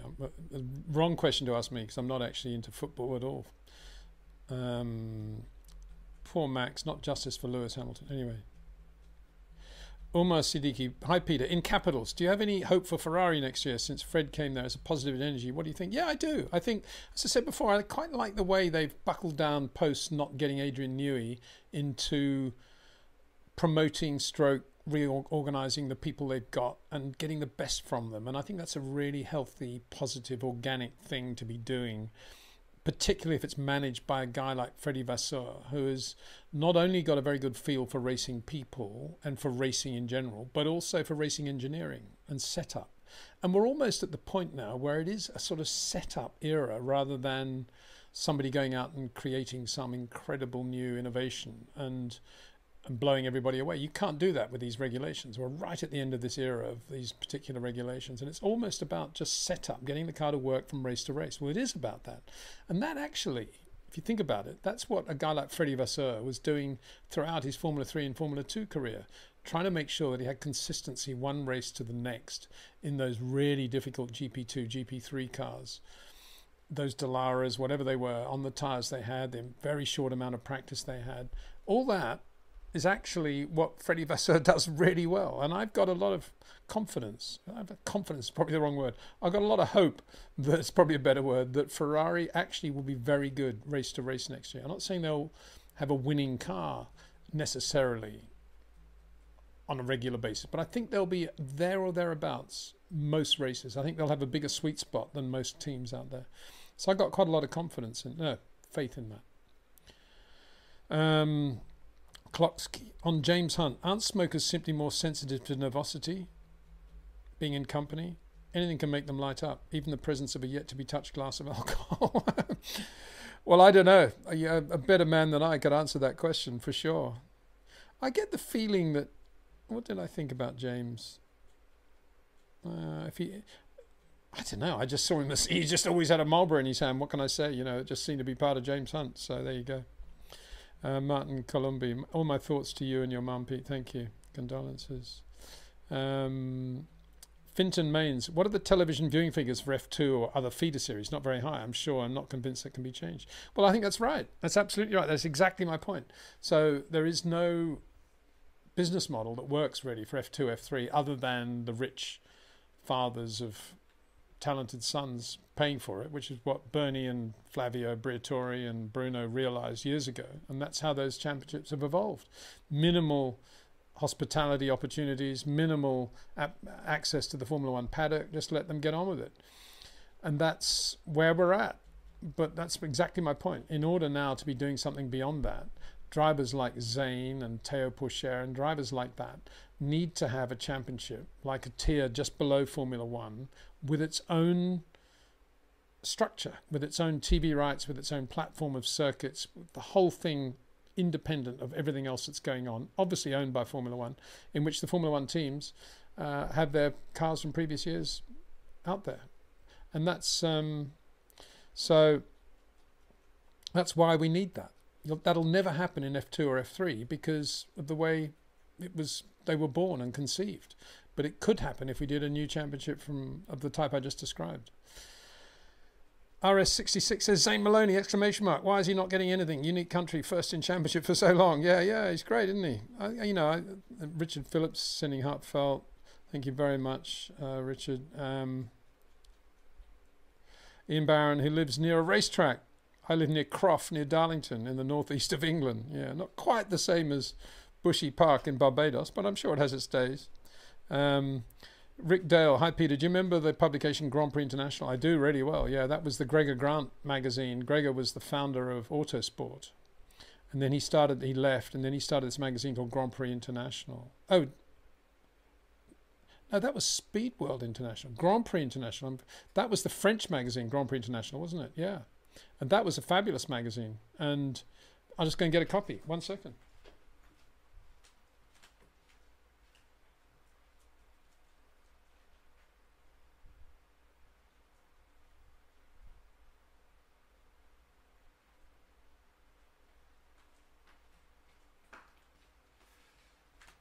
Right, here we go, as promised, Grand Prix International. That fabulous money. This is the issue when Nigel won the 85 South African Grand Prix. Look at that. Profile, Michele Alboreto. Endurance, Brands Hatch, Mount Fuji. Formula One, Brands, Kyalami. And beautiful photography, lovely layout, just amazing magazine. And a lot of the photographs by Bernard Assay. Great photographer. Look at this lovely feature on Michele Alboreto. Brilliant. Great magazine. Actually, so ridiculous. We don't have magazines like this anymore. So good. I mean, I have them. I'm lucky now in the house where I live. They do rallying, world endurance, everything else. To have all these magazines to hand, and I just walk past and read one for half an hour, having a coffee. It's a great thing to do. And it's such a shame they don't continue. They haven't continued. San Remo Rally Report. They were the days. San Remo Rally. So, Chiba says, no, they have the talent on that day. Remember Nick de Vries. He's saying the talent for one day, but then goes away. Yeah, well, I personally think Zane Maloney is a step above Nick de Vries in terms of talent and speed. Nothing against Nick, I think he's really good, but I think Zane Maloney is special. I think a lot of very good Isaac Hadjar is another one, very, very good. Great interview, Chiba says, thank you very much. Kilman says, good work, thanks. Ian Barron says, do you think the drivers should help rebuild their cars if they cause the damage to the car? Yes, I do, definitely. Look at rally drivers changing the wheels and the spark plugs and everything else, and I think Formula One drivers should be doing exactly the same thing. There's a nice little clip, actually, quite sure where I saw it, of Lando serving the coffee to Fernando in the McLaren Honda days, as Lando was still just a McLaren junior driver. Quite right too. You know, I always remember Bertrand Schaefer going very well at Macau one year with Nick Heidfeld. Then after the race, after practice, Nick Heidfeld was there sweeping the floor of the garage. Mega. That's what you should be doing. Ian Barron, you never see Peter Wilson and Adrian Newey in the same room. Spooky. Peter Wilson? Not sure about that one. Creative expression, Dion, absolutely. How Formula One has treated the Andretti is a direct slap in the face of one of the great American ambassadors of the sport. Unacceptable, totally. This is from Arnab Das. Do you think Jackie Stewart would have won any championships if Jim Clark hadn't died and continued in Formula One? Would have been an interesting fight.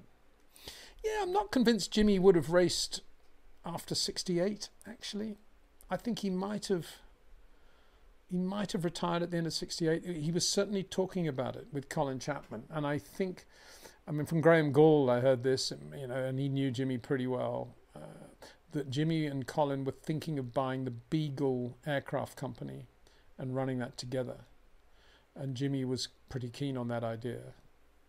But it had only got that far.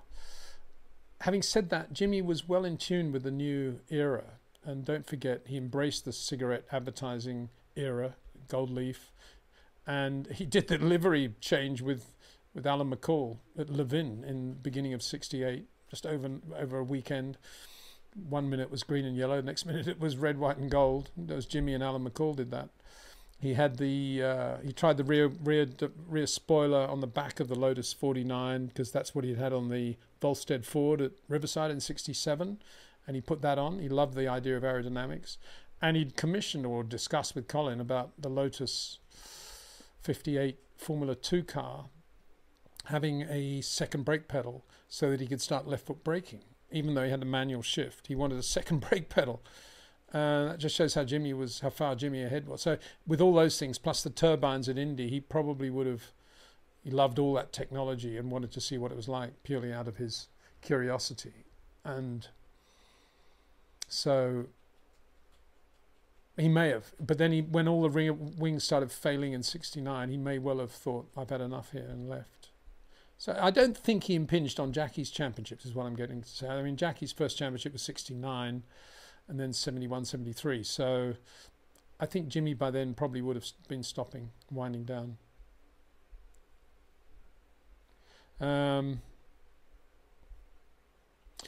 Matt Alford. I remember Grand Prix International. I used to get it every month. Loved it. They even used to cover the World Powerboat Championship. Then it just disappeared. Yeah, and it was Bernard Assay was the photography. Eric Batt, a very good friend of mine, very good French journalist, was one of the key writers.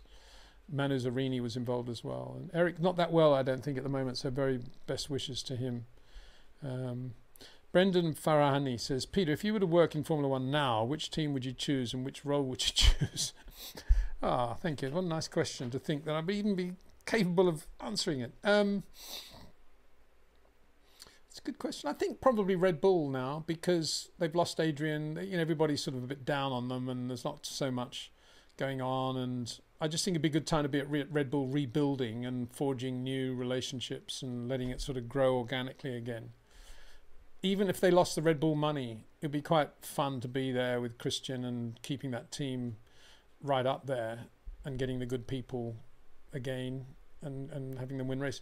I'm a great fan of joining teams when they're down or on the way out or small or whatever, rather than going to the glamorous places with too many people shouting and screaming. So it would probably be Red Bull.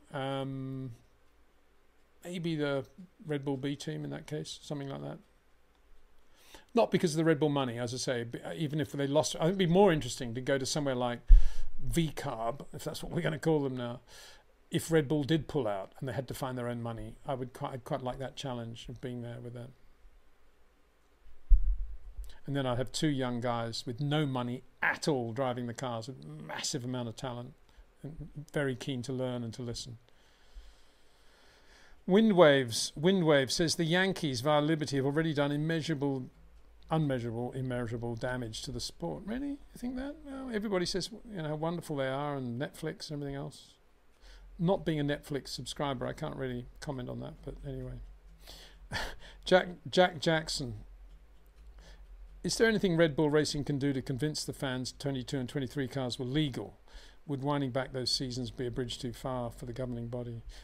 Was anybody saying they were illegal? I don't think they were they? I don't think they were. I think, you know, some Abu Dhabi 21 was a bit odd, wasn't it? Well, it wasn't odd, it was a terrible thing. But illegality? What are you talking about? Flexi wings?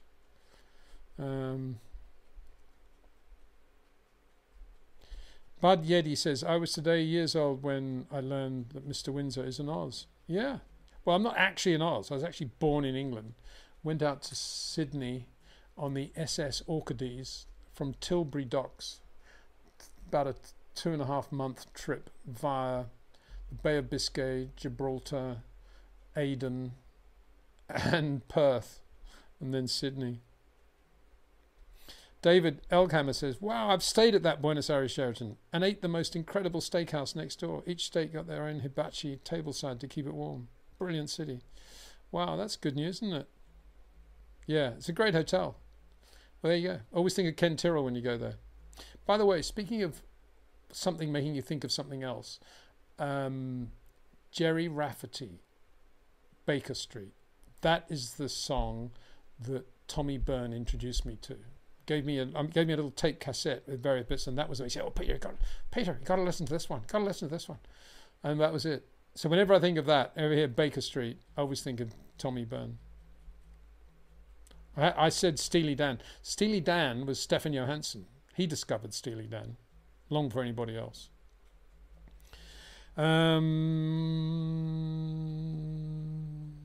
So we're going back to the GT4 thing. So Suja says, so that means there's some merit in setting up a prestigious endurance race in India and getting us around one on the SRO Championships, market it and get the grandstands full. Well, no, because I don't think the business model for putting on an SRO race is based on having full grandstands or great marketing. I don't think you'll ever succeed with that. I think you'll only succeed, as I say, if you get 35 unbelievably wealthy, very fast, athletic drivers who can fund the whole thing. That's how you need to do it. Okay, yep, go and do that. Yeah, creative expression. No worries. We all love your stream. We understand when there are difficulties. Just love your insights. Thank you very much. So kind. People are so kind. I thought they'd be saying, "Oh, Peter, what's going on with this? Why did it go down yet again?" It's actually gone quite well, this stream, in terms of technology, hasn't it? We're still live. Thanks, Peter. So much for all your thoughts today. Yeah, we're nearly at the end, aren't we? Because Dexter's sort of walking around now looking like he's saying, "Come on, Dad, time for a walk." Neil Grimm says, I really enjoyed all your videos, Peter. Start watching Formula 1 in 76.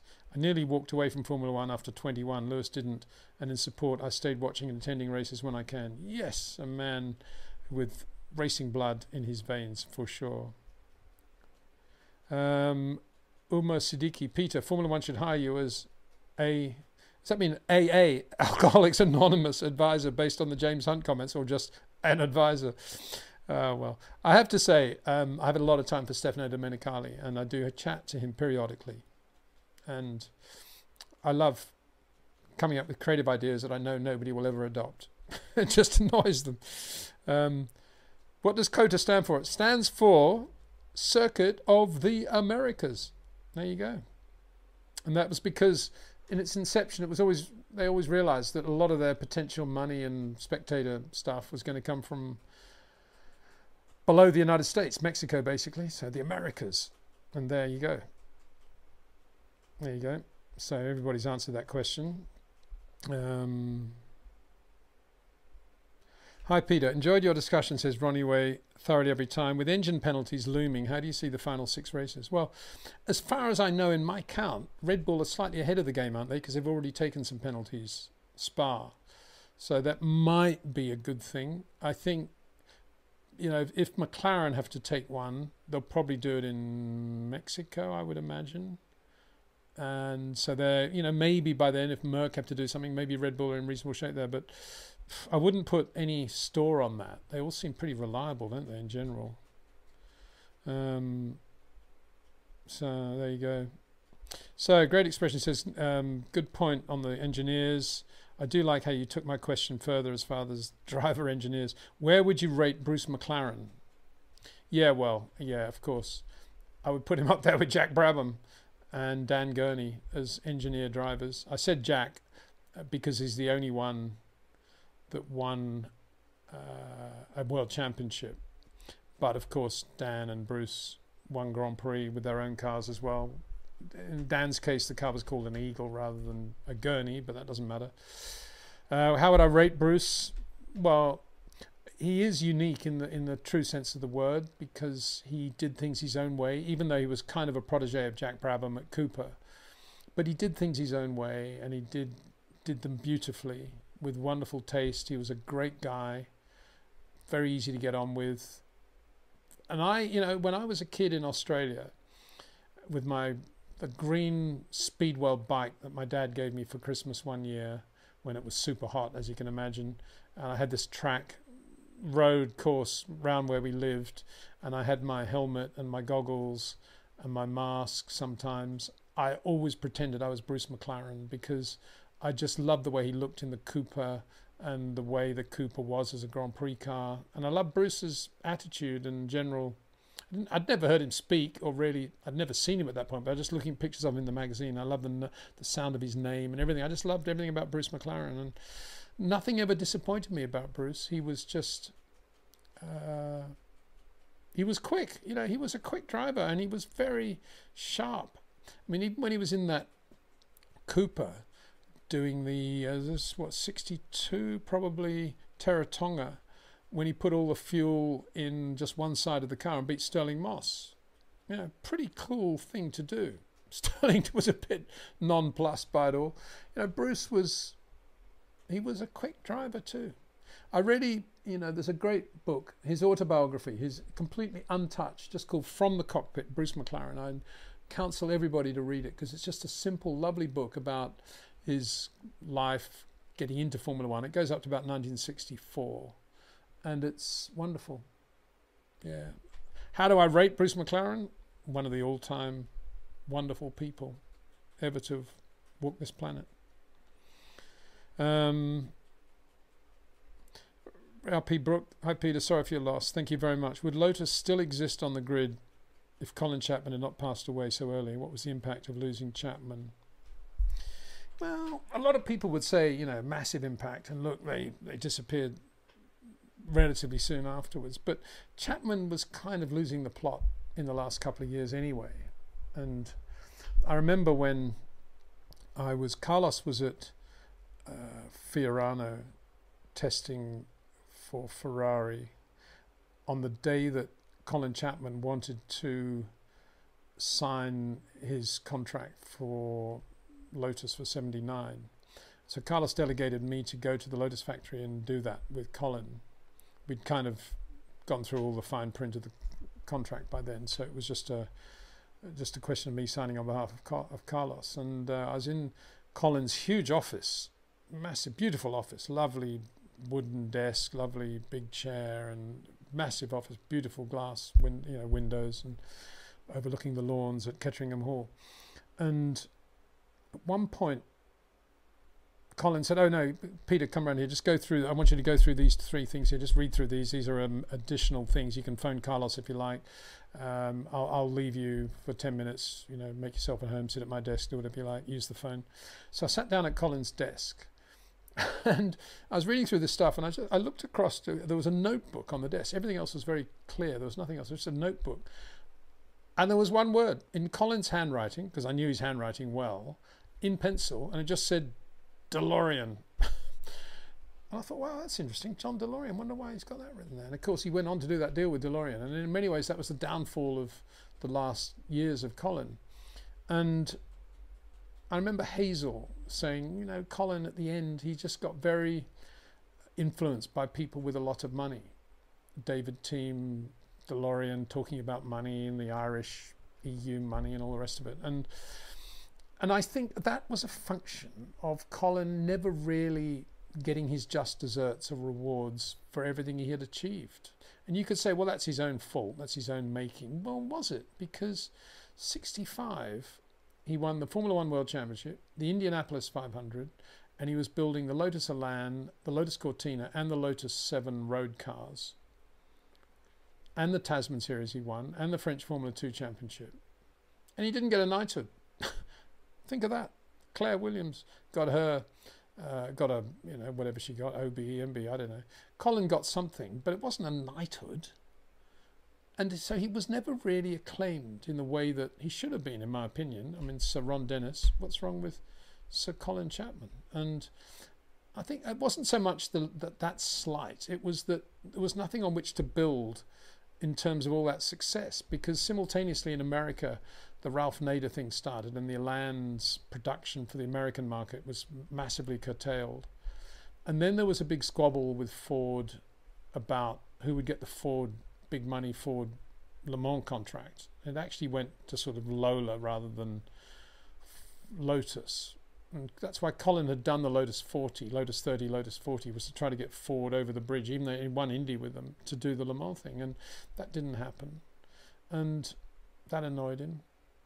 And then the Lotus thing with the Cosworth DFV, you know, won the championship. That was all his idea and creativity with Keith Duckworth.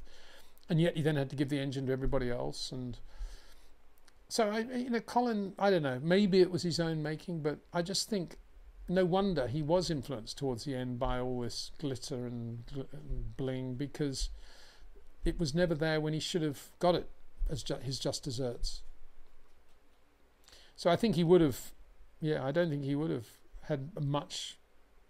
And the Lotus 88 actually was what really finished it, because Colin's response to low ride heights was to build a car with twin chassis, which basically fulfilled the regulation when it was stationary, but when it was moving, it was a proper car with suspension. And great idea, and actually was totally legal in every letter of the regulation, and yet eventually it got thrown out and wasn't allowed to race.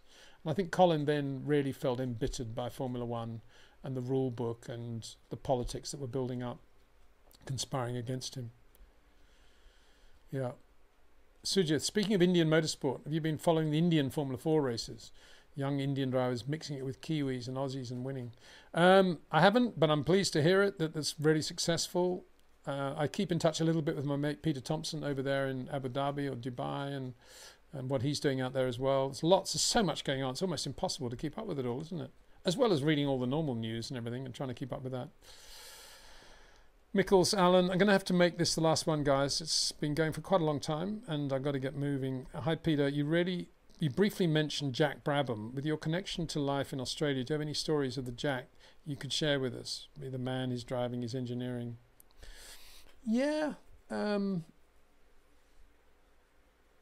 did several interviews with Jack.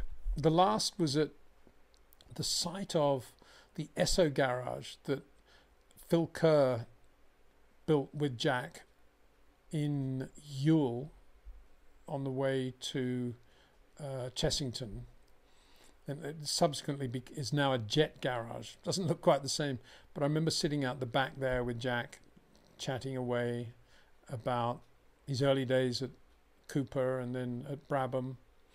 And I suppose in terms of stories, I would say how much of it was Jack. Just Jack getting his hands dirty. Jack putting a Climax engine in the back of a Ford Zephyr and driving it up the M1 to Coventry to get it rebuilt in time to get back to Silverstone the next day.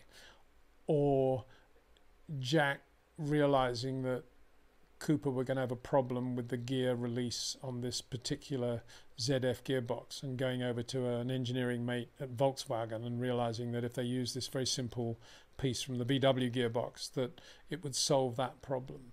It was all this hands-on Jack stuff, and it's a wonderful time. You know, we had a question earlier about, you know, should drivers get their hands dirty? Yeah, I mean, if you said to Jack Brabham, do you think racing drivers should get their hands dirty? He would say, well, do you think my hands were ever clean?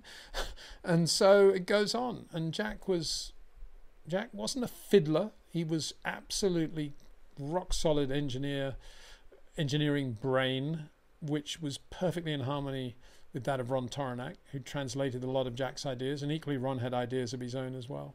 And Jack knew how to drive a racing car as well. I suppose the funniest story was when the end of '69, or towards the end of '69, when it was clear that Matra were pulling out of Formula One, that Ken Tyrrell was shopping around for a car for Jackie Stewart for 1970, and rang the Brabham factory during the lunch break. It was about 12:30, to speak to Ron Toronac about potentially buying a Brabham BT33, the new car, for Jackie Stewart to drive with the Cosworth engine. And Jack picked up the phone, and he said, oh, this is Ken here. Oh, g'day Ken, how you doing, mate? Yeah.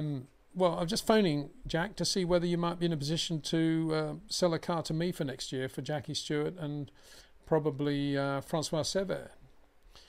At which point Jack said, oh, sorry, mate, no, we're not doing any customer cars. No, ain't going to happen. Sorry, yeah, I'd like to help out, Ken. Yeah, ain't not going to happen. Of course, when Ron Toronac found out about that, he went absolutely ballistic, because he would have been delighted to have sold a car to Ken Tyrrell. And Jackie probably would have been super quick in it, of course. But Jack, the last thing Jack wanted was Jackie Stewart in another Brabham, so he put him off immediately. Jack was like that. You know, Frank Maddich, you know, Repco built the Buick V8 based Formula One engine that became the Brabham Repco engine that won the World Championship in '66 and '67, and with Denny Hulme. But the first real Repco contact was Frank Maddich. He was the guy that discovered how good Repco were, and he got some cams made by Repco for the '63 Tasman series, '63-64 Tasman series, or beginning of '64, and he was really quick. And Jack came out with his car, the Brabham Climax, and it was quick. But Pukekohe, first race New Zealand, Frank blasted past him on the straight. So Jack's wondering what on earth has Maddich got in the back of his Brabham, and found out, of course, the Repco thing. And then literally behind Frank's back said, right, from now on you do these cams for me, you do not do any more cams for Frank Maddich. And Frank told me that, you know, maybe there's some not 100% truth in it, but I'm sure there's a lot of truth in it. Jack was a hard man, and he wanted to make, he wasn't particularly he never cheated or anything like that, but he's just a hard man. He wanted to make his life as simple as possible. So yeah, good man. So I think we've done everything now, guys, and I'd just like to thank everybody, A, for their support and lovely words, very kind, B, for being on this live stream today. I hope it's quite good, isn't it? Because we're getting a lot of different parts of the world coming in. I kind of do live streams when I have the time to do them, which sounds a bit arrogant, but kind of the way I have to do it. And so it's been really good. So big thanks also to Jetcraft, to Track Ninja, and of course to OEM Exclusive for their support of this channel, without whom we wouldn't be able to do these live streams. So it's brilliant to have their support as ever, and your support too, as enthusiasts and fans very much like myself. Before I go, just let me put up here the Pirelli compounds for Austin. You can see 3 from the bottom there. They're right in the middle of the range. The only significance there really is to look at the last time we had that, which is what Spa looks like. And at Spa, Red Bull weren't bad, were they? Mercedes were good. I think that's what happened there. So maybe it's a Mercedes, good omen for Mercedes, that we have that combination for Austin. Anyway, we'll see. So there we go. Thank you so much for watching and for being with me on the live stream. I'll be back with the 3 videos from Austin. Just what I'm thinking of, the reason I hesitated slightly there is because my mum's funeral is the Monday after Mexico, and Jack's playing in a golf tournament here in Spain on the Sunday. And so in order to get everything right, we're going to have to rush straight from the Gulf to the airport, fly into England, and hopefully get there in time to watch the Mexican Grand Prix live and do a video afterwards. Maybe a bit ropey because it'll probably be from a Premier Inn or whatever. So just warning you, the Mexico race, bear with me on that one. But anyway, everything else should be okay. So I look forward to seeing you a bit later in this week as we do the Austin videos. Thanks for watching. Take care.